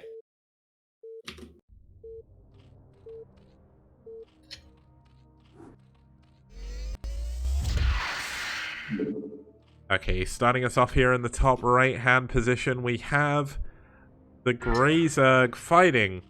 No, the Grey Protoss... Wait, the Grey Zerg, or the Black Zerg, I guess, fighting for ReV. It's Avi. And his opponent, bottom right-hand corner, in the white playing Protoss, is Seriosity playing for NaS. Now, I don't think we're going to see a macro Nexus here, but hopefully we'll... Oh, no, let chat. Would you mind quickly setting the latency? Thank you. Okay, so I highly doubt we're going to see a macro Nexus here, but we've seen Avi win like a 40-minute CVP, I think it was, against Carriers, so Avi's definitely a bit of a master on this map. Yes. Now, Kix, the big question, in order to figure out the question everyone wants to know at the beginning of the game is, who is going to win? See, here's the thing. There's an easy way to do that, and that is by pulling up the Seriosity tier list and seeing who is higher tier, Seriosity or Avilov. Hold on. I know you're all excited to learn where each one of these players go. So let's see. So Avilov is in tier, is it 5? Oh no, tier 3. Oh wow. Okay, so Avilov is tier 3. Seriosity. Oh, we gotta go down there a little bit. I'm still looking. I think it's tier 7, right? Ooh. Barry doesn't rate himself very highly here against Avilov. Yeah, this is suffice it to say that now we have the answer to which player is favored in this matchup. Well, I mean, I'd definitely give the edge to Avi normally anyway, but Seriosity's been on a tear recently. He's been doing very, very well in his games. He is a very, very big brain player. Plays very similarly to Dragon when Dragon plays EVP and PvC, so we'll have to see how this is going to play out. We're obviously going to see Dragon coming up next, so that could be kind of cool as well. But yeah, Seri's been playing mostly 2v2 recently, from what I understand, so... A likely story. TT1 bringing up the excuses for him already. Sick apologist. Seriosity doesn't run Nation Wars, but he does help admin it, I think. At least I don't think he runs Nation Wars, right? Anyone know? No. Anyone? No. I'm glad that we see at least some similarities in the play style for the way that this map goes, because who was it playing here first year? Is it Ariador? Yep, Ariador versus Koga.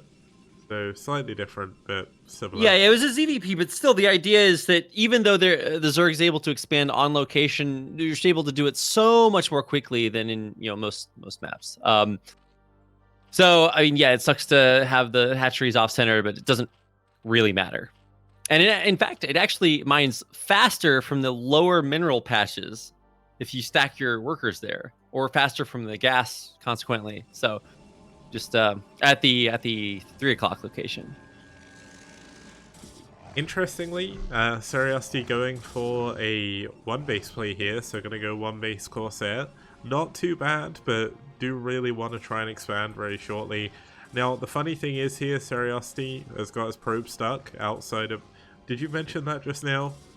Where he tried to... Oh, he tried to glitch over the temples and got his probe stuck. So, yeah, this probe is kind of forfeit now. It's going to take 1,000,000 years for this to break through.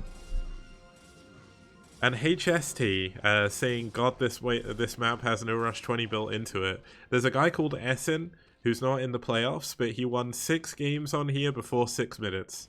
It's very, very quick to break through these temples. Very, very quick.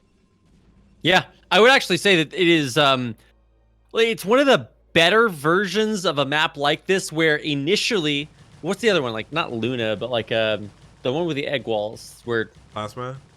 Yeah, Plasma. It's a lot like Plasma in that it starts off as kind of an island map, but it has built into it the ability to punish players that blindly play an extremely greedy macro style by allowing an extremely aggressive player to circumvent the island nature of the map by doing things like breaking through these temples. So it is very deceptive. It's easy to look at that and just say, no Rush 20, but no. It's actually much more difficult to pull that off, because you need the information to know that your opponent's not just fast attacking or expoing or whatever. But now we actually get into the more normal part of the game, where this Corsair, which is I guess maybe a little bit ahead of schedule, is going to see everything and know that yes, it will be Hydras out and on the way, but at the same time he's safe from anything like 1,000,000 lings pooling somewhere. Yeah, I mean the Corsairs have done so much damage so far. Avi has lost a lot of, 2 Overlords, we're going to lose the 3rd as well. And realistically, it's just the annoyance of having to deal with this is definitely a Corsair a few problems. Avi a few problems. And this is so confusing because both of them, Seri plays ZVP and PvZ depending, and I keep forgetting that Avi doesn't PvZ, so this is very confusing for me right now. DT1 trying to point out that Avi's in chat. Seri isn't, thanks for the spoiler. Avi is always in chat. He is so passionate. He's always watching all the events. And pretty cool. So... Especially once he's playing in. Yeah. While he's playing. To spoil the result. Yeah, the spoiler is if he's not here. Because, Oh yeah, that's actually the much bigger spoiler. Once we run this meme into the ground, we can reverse the meme and talk about how it's a spoiler for him not to be here. Yeah, because the only game I've ever seen Avi play of himself that he's missed was that game against the Macro Nexus in PvZ. That's the only game I think he skipped. He's watched every other game from ReV, I'm fairly certain. And mostly all the other games as well. But I think that's the only game he deliberately avoided. Because that was, I mean, he won in the end, but that was like the weirdest, longest game ever.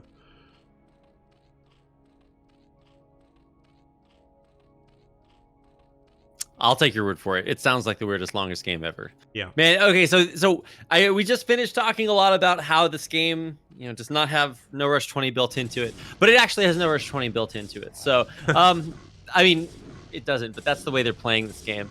And I find it really interesting that a Protoss player is not faster at expoing to a third base when it definitely could have been taken a lot faster, because every Protoss in the world wants to take a super fast third base, but it almost never happens. Yep, but on this map it can, so this is pretty good now.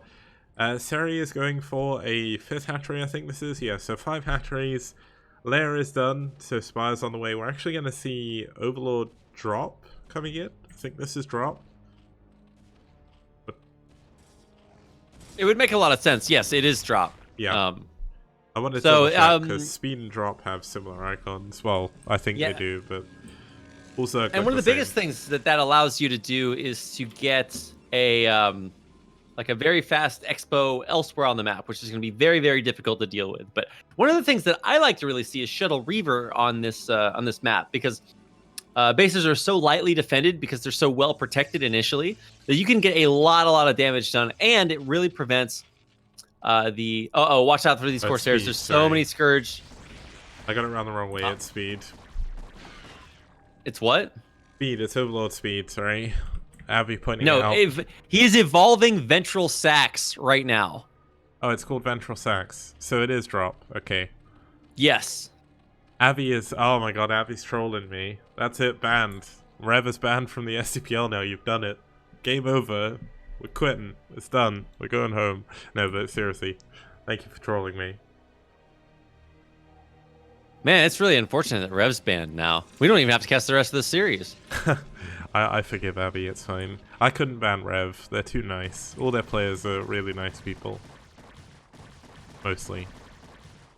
Wait, you just really undid your entire... There's only one. Only one that's a dirty troll. Has a lava avatar at least. Well, wait. No, it's TT1's emote. Ignore me. Fake news. Sorry. Oh, is that TT1's emote? Yeah, that used to be DeMuslim's emote. What, a lava? He used lava? Yeah.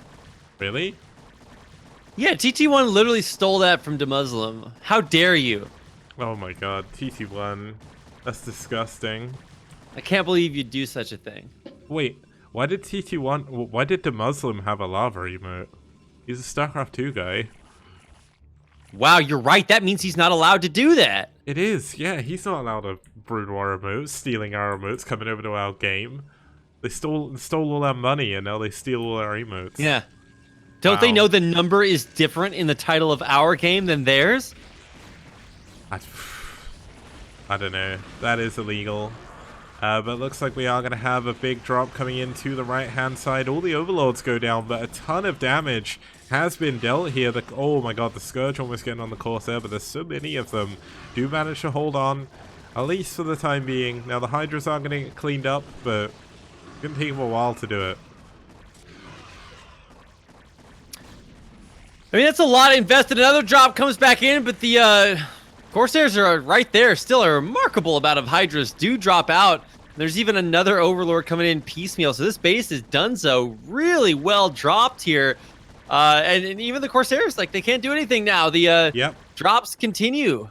Yeah, the Corsairs definitely, I mean, they're great units, but he's not even got them in a position to block any further drops. So right now they can't shoot down, they can't kill any of the Overlords, and Avi's done a great job to clear out this base.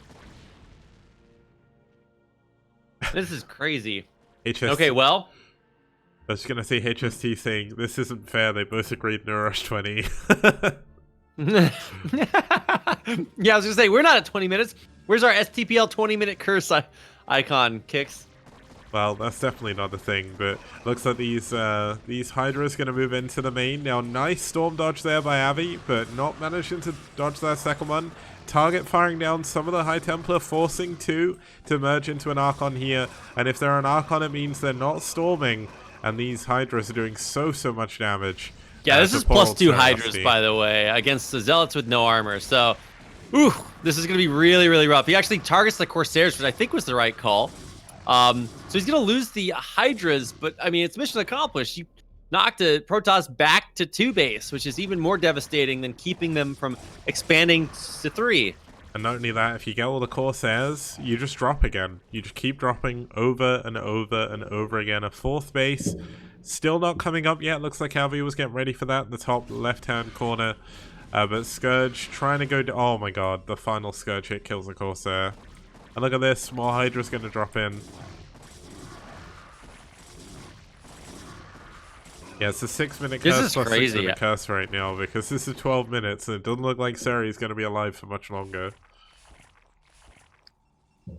Now, yeah, I also want to revisit our previous thought exercise about this being a no rush 20 map, and I would say that there's a lot of we talked about how you can break down the temples and move, but it's also great for drops, and I think you're starting to see why. And I'm only pointing that out because this is a great example of that, so yeah, checkmate. This is like a very old school like island map style CVP where you just have the Zerg player going for mass Hydras, but usually Protoss would do way better on like island maps because they would just have like a million Corsairs, but it doesn't want Scouts and Corsairs. But either way, GG is called by Seriosity. Avi wins game number 3, and that's going to keep the hopes alive here for ReV in the series, as it's now 2-1. Hold on, let's try that again. As it's now 2-1. There we go. I turned my camera back on. Anyway, yeah, 2-1. Really good victory there. ReV coming back and not making this easy for NaS. So unfortunately, Seriosity is not going to win that game. And that means it's in the hands of his fellow clan member, Dragon, coming up next. It's not only the clan member, it's the clan leader here in Dragon. Dragon, an incredibly strong player.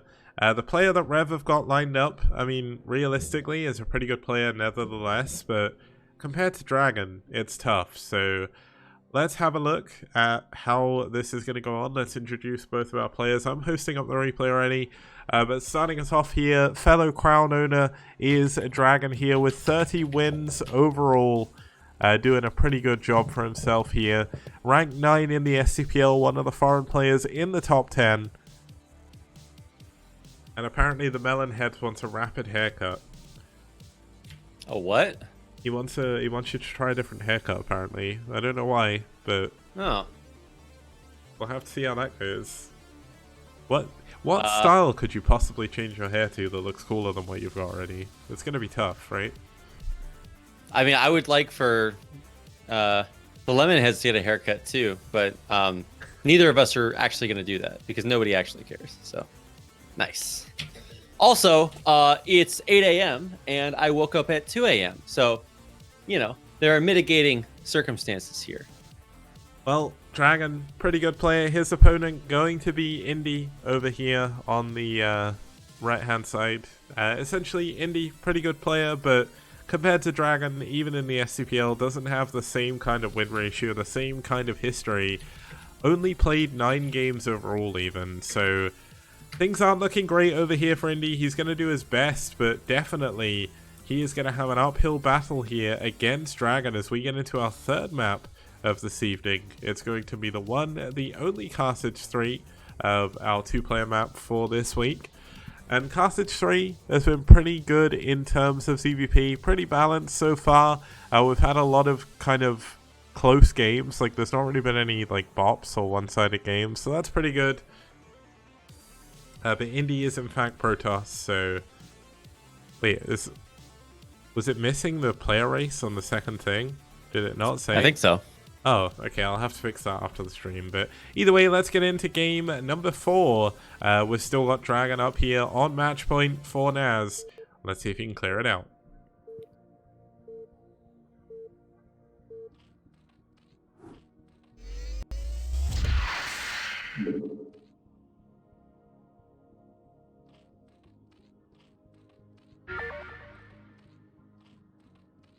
Okay, starting us off here in the top left-hand position is going to be the purple Zerg player fighting for NaS. It's Dragon. And his opponent, fighting for ReV, on the other side of the map is Indy, our Protoss player. Now, as I mentioned before before the game started, I definitely think that Indy is definitely on an uphill battle here. It's going to be very, very difficult for him to be able to deal with this, but I'm really hoping that we'll actually get to see a good game come out of Indy and Dragon. Like, if Indy can win this, they're going to go into an ace match, and honestly, that's not something I'd expect from ReV. Like, if we were talking like a year ago even, it's been really crazy how good ReV have gotten. Yeah, I know. It used to be that NaS was just like, super team, but ReV has definitely come up. It used to be like ReV and DM were just like not actually teams that you expected to do very well, but now they're, of course, come a long ways. And I think more than the teams, the players is a lot of what you want to talk about, because Dragon has always been, not only the team captain, but just a huge asset to NaS. But ReV has, they've got, what do you call them? They've got shooters out there. When you say they've got shooters out there, what do you mean? Am I missing So something? that's like, I can't explain the culture of my country. It's too in depth. Oh my goodness. So you mean you have to be from the block, Kicks, and you're clearly not Kicks from the block. No, because you didn't not. you didn't used to have a little and now have a lot. Although I guess maybe that is theoretically true, but not in the way my girl J-Lo meant it. Oh my goodness. Well, looks like Dragon is gonna go for. Well, I think Dragon was actually scouting for a proxy gateway. Like, I think he thought he was getting cheesed. Yeah. Oh yeah, actually that makes a lot of sense. Well, it's easy to misread some things like that, but in our omniscient observer ways, we know that that's not happening. Was this a 12 nex or was this Forge first? This is a very quick nexus. It was. Oh wow, you're right. What? How am I just now realizing this? Egads. I'm guessing that must have been a Forge first, but... Oh, it was Nexus first. So, well, that's what Lucky Noob is saying anyway. If I'm wrong, it's Lucky Noob's fault. Two Curb says he's been around the block with Kicks. I'm not so sure about that. I think you would be the only person who would be sure about that. Yeah, if it was me, but... I mean, Two Cubs has been around for a while. Like, he's been watching my streams for a long time, so I guess maybe he has been. We've seen some, like, rough games, so maybe that's, like, being around the block. I don't know. But we've seen some good games today. It's all good. Wait, what are chocolate globber knots? I have no idea. That's not a real thing. I don't believe it. I think you're making that up. People are just making up dumb memes now to try to convince me that it's actually legitimate British slang, which should say something about British slang, that you can't tell the difference between what's real and what's stupid and fake. What? Is there even any American slang? Like, I'm gonna be honest, I can't think of any. Like, any good ones. What? There's tons of good American slang. What are you talking about? Okay. We literally steal it from other countries and then invent it ourselves. Well, then you make it free. You give it the freedom it deserves. Lair coming in off of 3 hatcheries here for Dragon. American slang. Oh, wow. This is the most cringe, boring stuff ever. A lot of this is like, Y'all. oh, this is so stupid. That's the only American slang I know, I think. Plus, like, imagine the lowest life form out there, which is people who make YouTube videos about American slang, which is all that's showing up right now. Yeet? Is that American slang? I guess it must be. Gross. Oh, all of these are so gross and embarrassing. Never mind. I'm Korean now. We're done with our country.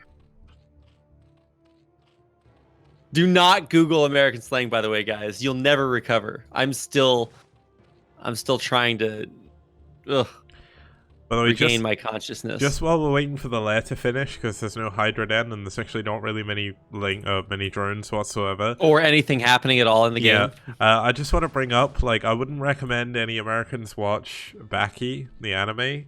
The latest season's on Netflix. I've never seen it before, and it's the craziest thing I've ever seen. Like, it's hyper violent and it makes no sense. But there's a thing that's there's going to be continue. Basically, there's going to be a thing that Americans will not want to watch because it's very sensitive to you guys. Someone punches and cracks open the Statue of Liberty. I'm just saying, not safe for Americans, right there. Wow, actually, not safe for French people because that's a French monument. It is. That we have in America. Just saying. But didn't the French build it for the Americans? So, symbol of liberty. Well, they built it and then they put it over here. So technically, yes, it is ours, but it's actually just French.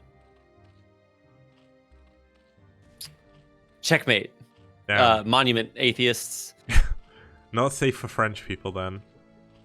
There we go. Well, I mean, that's basically everything. Yeah. And Abby saying NA steals everything, even the concept of a city on a hill. It's a metaphor, okay? Okay, well, the 4th and 5th hatcheries coming in here for Indy, for Dragon even. Indy able to get into the mineral line. Not killed any drones so far, though.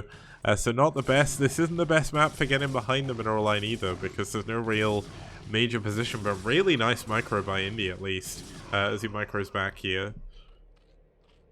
Freedom prize. That was very, very well controlled. What did we have? We had was it what was the other one? It was it hot dogs that we renamed? There was another one. It wasn't just freedom prize. It was like Liberty. Oh, it was Liberty sausage. That's what we used to call Liberty sausage. What? Oh no, it was Liberty cabbage, sauerkraut. Oh, so we weren't allowed to call it sauerkraut. It was Liberty cabbage. Yeah, that was before my time. Okay, I'm not 100 years old. Okay, well. Wait, oh my god, the zealot's gonna kill 3 drones. I like how you say 3 as well. I don't even, it's gonna get 2, maybe 3. It could even get a 4th. Oh no, it's not even gonna get the 3, so you're right. I should have trusted your instincts there. Wait, is he gonna get a 3rd? Why is Dragon not dealing with this? Like, Kix, can you just accept my utterly mind-blowing analysis of 3? Is Dragon just like not playing? This is so strange. There's 3. Hey, hey, Kix. How many drones did that zealot get? It's 3. I don't Damn. know. He should. Wait, that's the number I said, Kix. Oh my goodness. Holy shit. I didn't think he'd be able to kill only that. I thought he'd kill more. Like, I don't get why he didn't. The drones weren't moving. Like, what?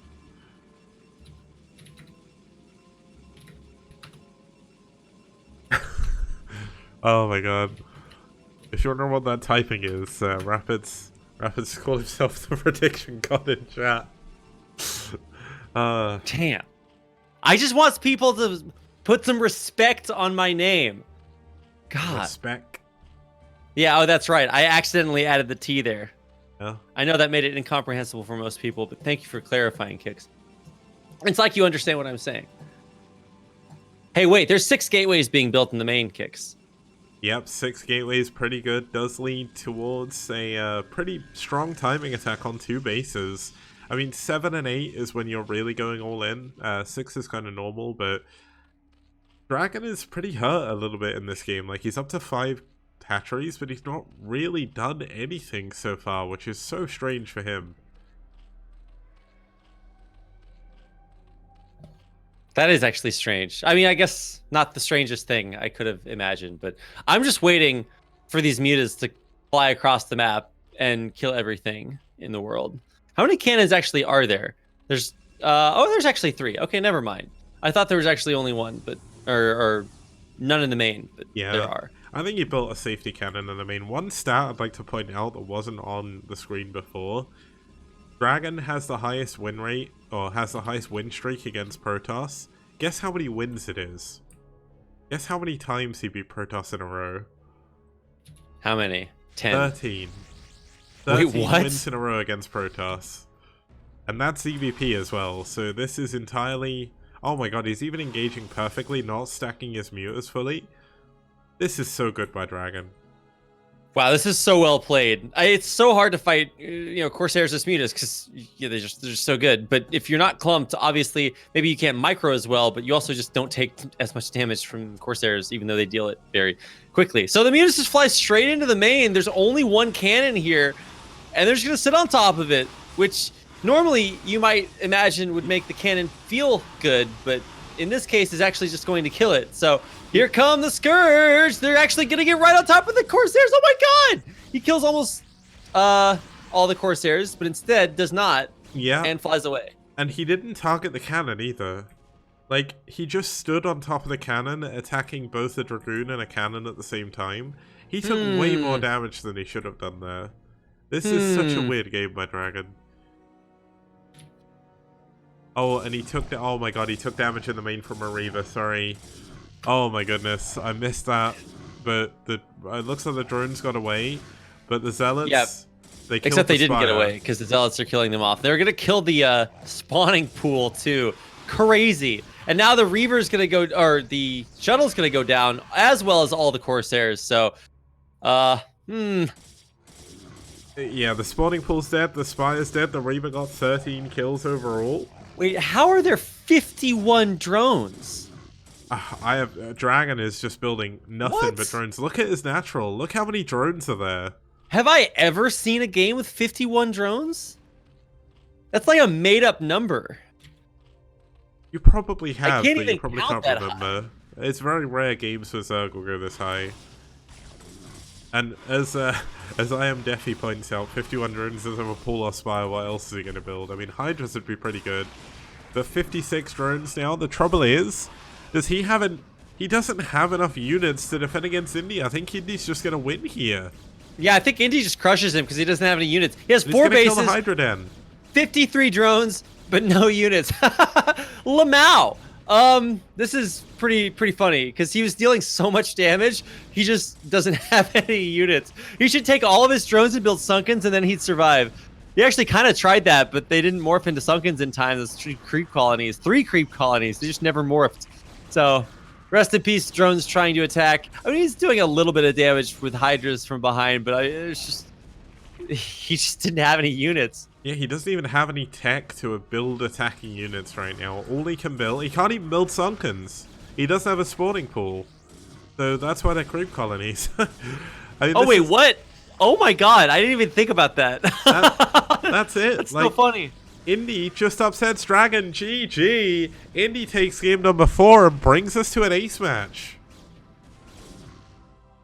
Wow. I mean, I was hyping up, ReV as a contender here. But NaS are doing, but I think NaS are not doing as well as people would have predicted. Both the Eon Zerg game and Dragon game were like shaky, and now Indy is able to take him out and bring us to our ace match. My god. That's actually a massive, massive upset. Now, the ace match going to be coming up in just a second. I'll say who the players are because I have that power. I know as I host the game. It's going to be How dare Avi. you? What about the suspense? It's going to be Avi versus Terra, which is pretty sick in itself. So Wait, hold on, Kix. Is Avi still in chat? Did we spoil the results already?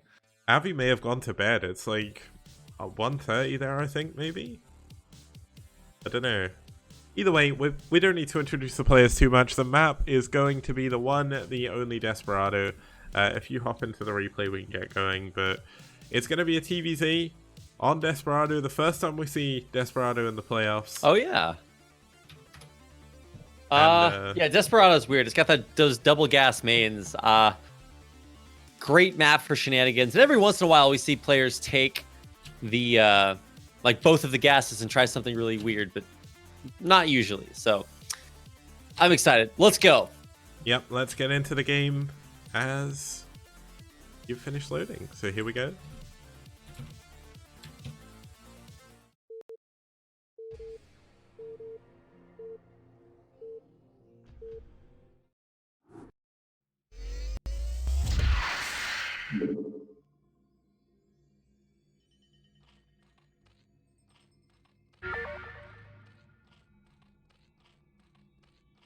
Okay, starting us off here in the top left-hand corner, we have the Red Zerg fighting for ReV from Denmark. It's Avi. And his opponent in the blue right below him from Peru. In the blue from Peru. See what I did there? It's Terror. And we still think that Terror is from... what's that? What flag is that? It's not Peru, because Peru has the logo in the middle, but this icon pack doesn't add the logo to the Peruvian flag. So it's actually the flag from... I forget it, but it's another country. I don't actually know. So if anyone in chat knows what this flag looks like rather than the Peruvian one. Also, Caster Muse pointing out that there's no cheer for NaS. There definitely has been. Is there? Huh. Apparently there isn't. I swear I added How one before. dare you? Caster bias in the STPL? I'm sure there was one there before. I don't know if maybe it got taken away or... Where did it go? I don't know. They were That's like, pretty funny. wow, affiliates have too many cheer possibilities. Let's take them away. I don't know. How dare they? Okay, well, we're just going to assume that people are cheering for NaS out there. But in reality, I mean, I think NaS were the favorites coming into this. But, you know, certainly an incredible performance so far by ReV. And now, potentially an upset in the ace match. Let's see how it's going to go. We got this annoying drone harassing the front door. To bring another SCV. But is that SCV going to die? Oh my god, he's going to kill the SCV. I don't think it's going to die. No, okay, he is going to pull it back, but that's definitely annoying. It forces the barracks to be later. I mean, Avi building his second hatchery. He's going to kill the SCV. No way he's going to get the SCV, surely. No. Okay, he could if he wanted to. I don't think But he doesn't. Yeah, he doesn't want to risk it. Sorry for the lack of cheer for NaS. Apparently, I never actually made one, which is definitely strange. How dare you? Jacoby has redeemed cheer for NaS. Nice. Nice try. That's epic. That's worth a bigger cheer, so it's all good. Oh, wow. Oh, the variant flag of Peru has the logo in the middle, but the actual flag of Peru does not. Oh, cool. I don't think I've ever seen the flag of Peru without the logo in the middle, but apparently that's like the STPL you main... have. Oh, well, yeah, but I just thought you had a stupid flag. I must admit, I thought it was kind of weird. Yes, thank you for the excellent information, HST. Appreciate it. Now, we've got 3 hatchery coming in before gas here for Avi. So Avi's going to go for the middle only, going to build the hatchery at the front for Sunkens, and likely going to go into double gas behind this, because you can go for double gas in your main if you've not seen this map before. Avi saying the Danish flag is the oldest flag in the entire world, which is kind of crazy. Yeah, it is true. Terra has 9 SCV. Oh, I mean, I we call that the cadenza worker, where it sits there and pretends to work, but it actually doesn't do anything. I wouldn't bring anything cadenza up here, because whenever I try and make a joke out of something cadenza's done, she just suddenly appears and then has a go at me. So it's like saying Candyman in the mirror. Yeah. But she's in Accurate Spain right now, so I think I'm safe. She's on holiday, actually enjoying herself, so... Imagine that. Now, no Zergling at the front just yet, so the SCV is going to be able to get... Oh, Zergling's in perfect position, got to block this away.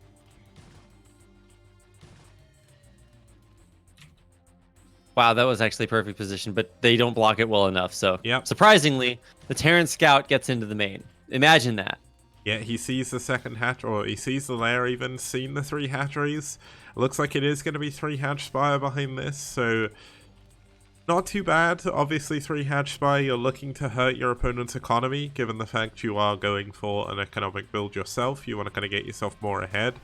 With 2 hatch, you're more looking to cut down their army, so looks like 3 hatch meter here going to be fairly normal. I mean, 3 hatch isn't as standard anymore. Usually, a lot of Zerg players opt to go for that 2 hatch build, but Avi looking to play like he always used to play and play strong.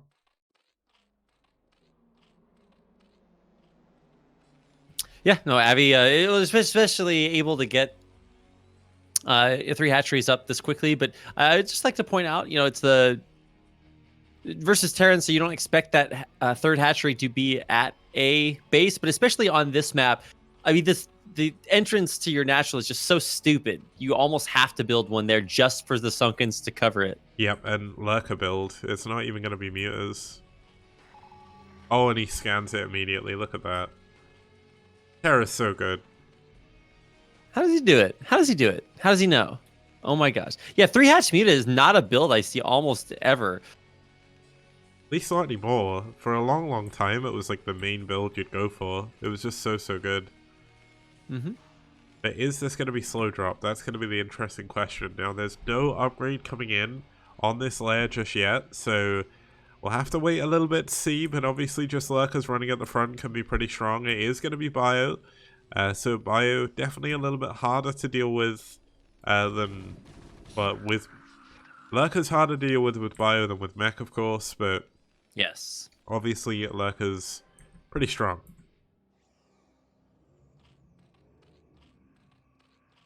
Okay, so the Lurker upgrade's almost done. No slow, or no Overlord drop or Overlord speed coming in just yet. So I don't think he is going to go for a drop build. He would have started that by now.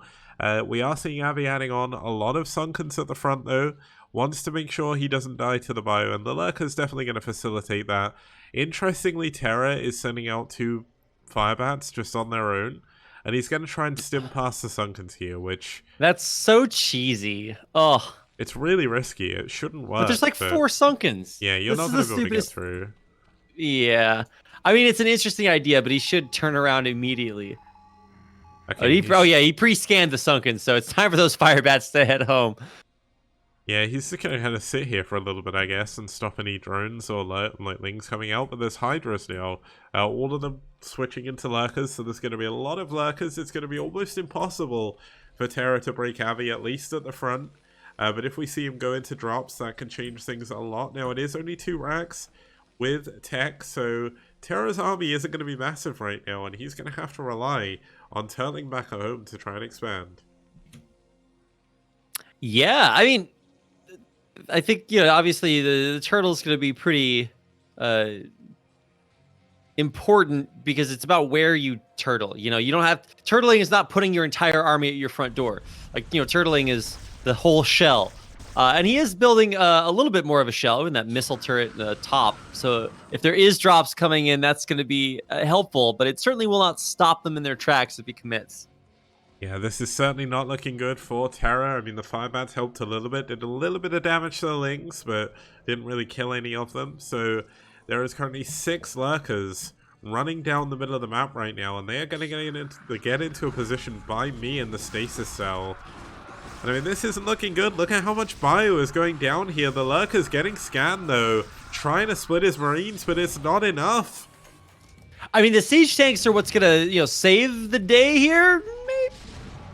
Okay, so he forced out another scan. He should just, unburrow and run away. Yeah. Okay, but mission accomplished. He killed almost every single Marine. There's like 2 Marines in the game at this point. So absolutely incredible. And by expoing, this becomes a Zerg with now 5 gas. So just, actually no, because there's none in the natural. So 4 gas, still insane. Yeah, this is going to be a base that Terra wants to get later in the game as well. So oh yeah, you're right. If he never scouts this, Avi is going to be in an unbelievable position. Because how is Terra going to get more than 3 gas if Avi takes this bottom right? Like, there's no way he's expanding to the top right at all. It's just not possible. Oh, I was. Is that a Wraith? Yeah, there is a Wraith. Killed a couple of Overlords. Well, it's gonna kill 4 actually. 4 Overlords. That's not bad. Yeah, that is That's worth. If that Wraith went on Shark Tank, they would buy his company. He's very valuable. Lots of return on investment there. Oh, now the Overlords are gone. Here comes the drop. This is one of Terra's best plays going for these dropships, but the Ling's already in position to help. I love the medic wall too. Oh, beautiful. While the Wraith runs in and is going to actually kill drones. This is so crazy. How does he deal this much damage with just like a tiny stupid drop and like one Wraithy boy? Amazing. Oh, the Lurker's going to help defend this as well. Looks like Terra able to clean this up, but Terra going to lose his dropship. Now, Avi's base in the bottom right has finally come up.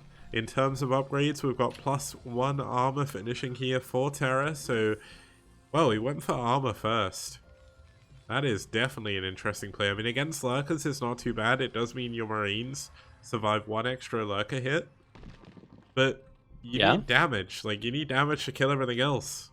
And Hive is just about to finish, and if you're behind on attack upgrades when the Ultras come in, that's game. Like, you can't fight Ultras without +3 attack. It's just not... I mean, it's possible, but it's very hard. Yeah, probably not advisable, I guess we would say.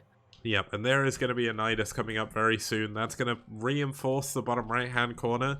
There is going to be absolutely no way that Terra can push this without dropships. There's already 2 Lurkers on top of the ramp. Terra, he doesn't even know about this just yet. And, I mean, he's trying to push, but he needs to secure a 3rd base eventually, and I'm not sure where he's going to do it. Like, if he tries to go for the 6 o'clock, there's going to be a lot of counterattacks coming from the bottom right.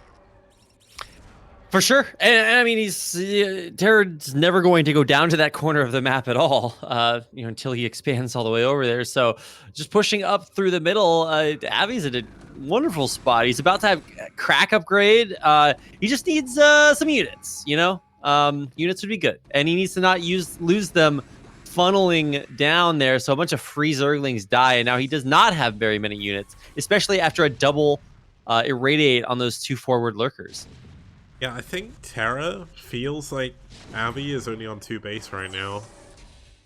And that is a big mistake. Like, he's not seen the top right or the bottom right either. He killed 2 Lurkers in the middle of the map with mines, which is definitely going to help out.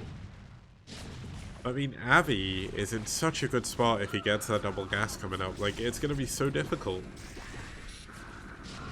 Yeah. Irradiate on that Lurker to kill it off prematurely. The Sunkens are going to go down here, and there's just no units. Yeah, but Avi does still have a position at the back. The Nidus is there. The base is still up. This was only, of course, like the fake hatchery as such.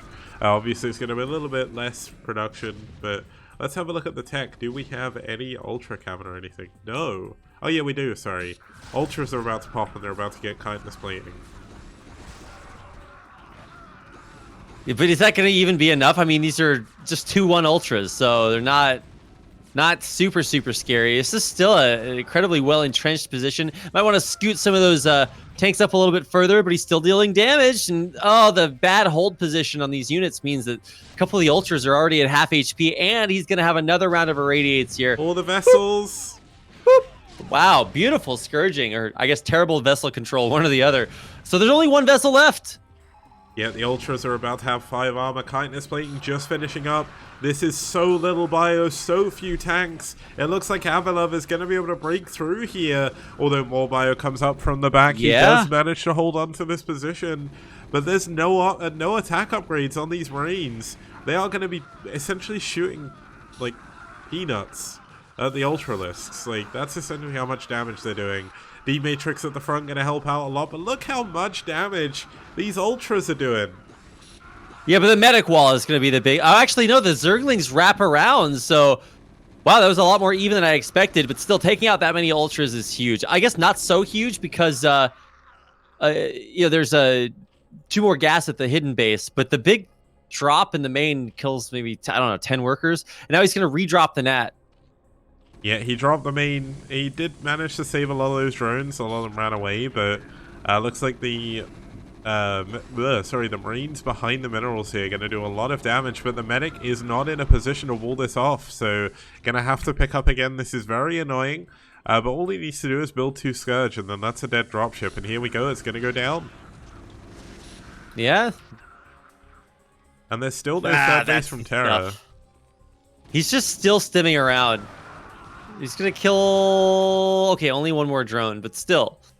He just has no idea about this hidden base. This is so stupid. He's taking a sledgehammer, and Abby is like made out of marshmallows, and he swings the sledgehammer, and the marshmallow's just like still there, and he's like, but I should kill it. It's a sledgehammer, but it's not working.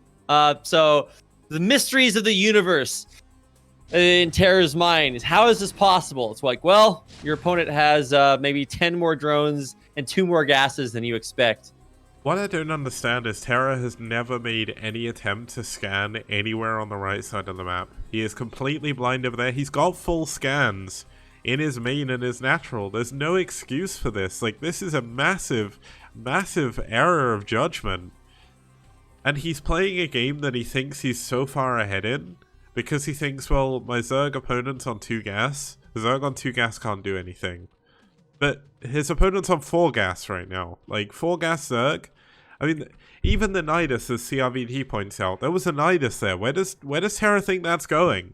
Like, did he think he had a Nidus into the main? Like, what? Wow. I never thought about that, but like, once you see the Nidus, but like... And he just scanned, and he scanned the natural again. Like, I don't get it. Like, he's got to know it's going somewhere. Send a Marine to run around the map, you know?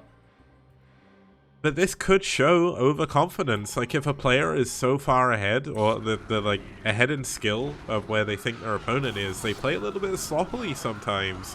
The Vessel's going down, the Marines doing absolutely nothing to these Ultralisks.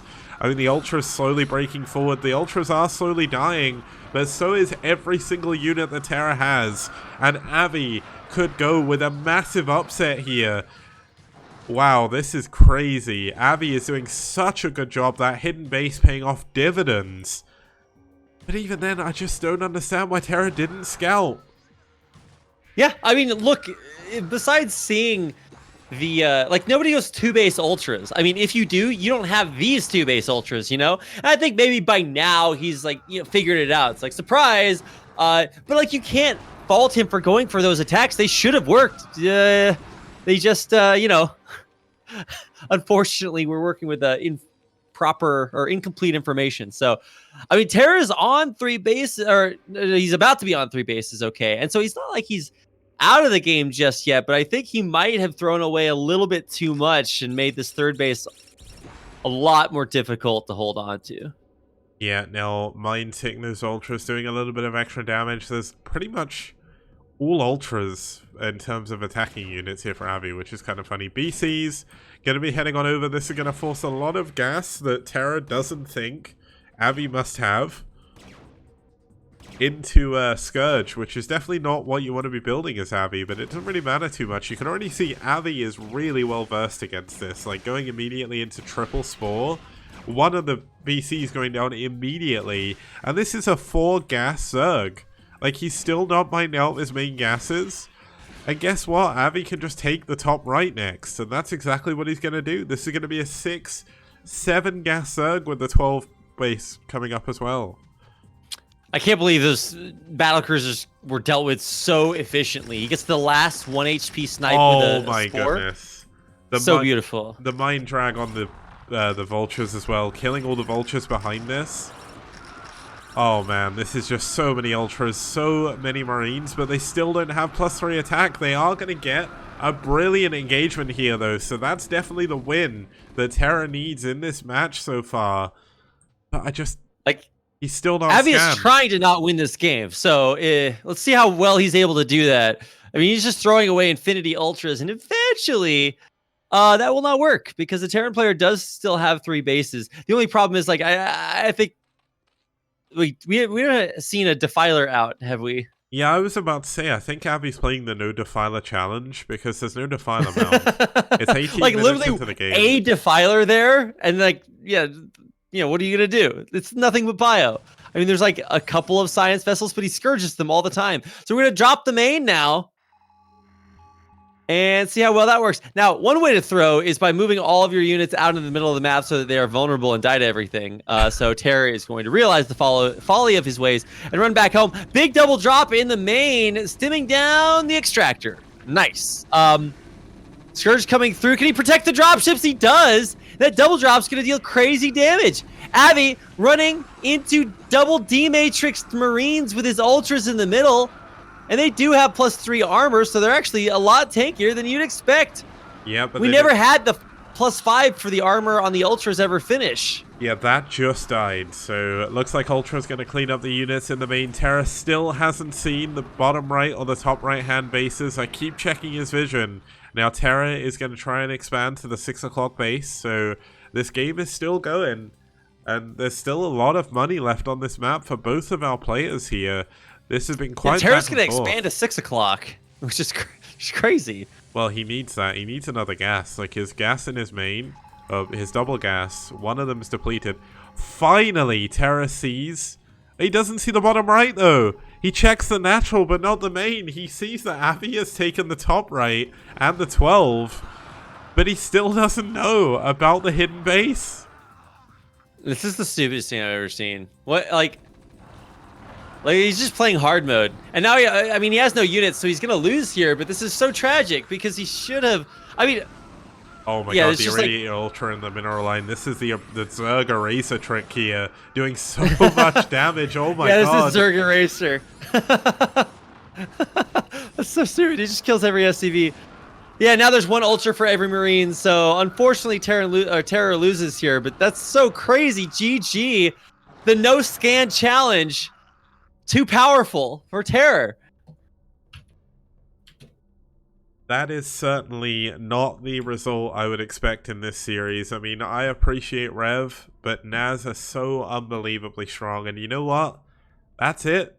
Abby wins. He takes down Terra in the ace match. He wins his Europe versus SA personal challenge and gives Clan ReV the win. They're going to move on into the playoffs. Or further into the playoffs, should I say. I think I'm as big as you on the screen now. I just had to scoot up. Yeah, wow, that's a really sick upset. We were talking about that upset the entire way, and it happened. Wow, great storytelling by us as casters. Kicks 10 out of 10. What a game! Crazy. That final ace match win coming down to the wire. Clan Revolution, bringing it back. Very, very excited. So, yeah, which was your favorite match of the series, Kicks?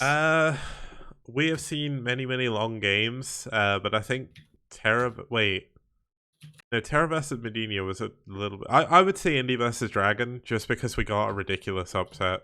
Like, Dragon should not lose to Indy on a normal day, but he did.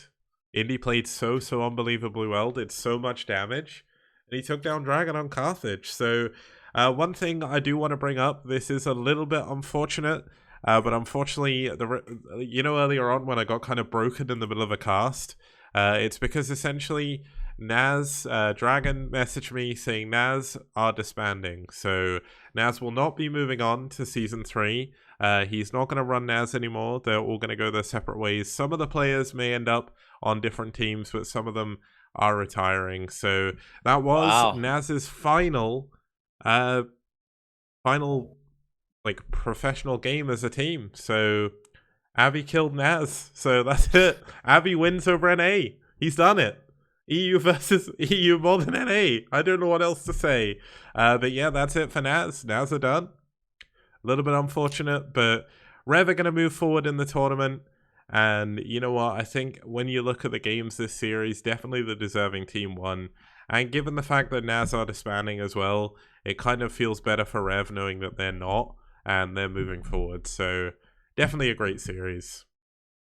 Well, I guess it's good that the team that disbanded did not win the series and then disband, because that would have been awkward. But that's like, what I was worried about. So you advance. When he said like we're disbanding, I was like, the reason why I was broken, I was like, oh shit, what if they win? Like, what if they win here? Are they just not going to play anymore? Or am I just going to have to like retire their team and then just say, who would they face? They would have placed IRK Or we're just going to put IRK through? I don't know. But you know what? The next matchups are going to be crazy. We're going to have NetWars versus White Clan. That's going to be in 2 weeks because over half of NetWars roster is at Katowice for IEM. And the other matchup is going to be IRK versus ReV. So, I mean, IRK are a strong team, but so are ReV. We could have Clan Revolution in the STPL semifinals. Like, how crazy is that? Crazy, very crazy. So either way, very fun day of games. Congratulations to both NetWars and ReV for being able to advance on. Glad to finally have the STPL playoffs here and to be back casting it. So hopefully everybody who watched enjoyed the show today. Yep. Now, thank you very much, of course, Rapid, for casting with me. Thank you, everyone, for tuning in. And I'll be back next. Well, I'll be back during the week for CMSL at some point. I'm not sure when. But then we'll be back on Sunday next week for some more STPL. Thank you so much for tuning in, and see you guys next time.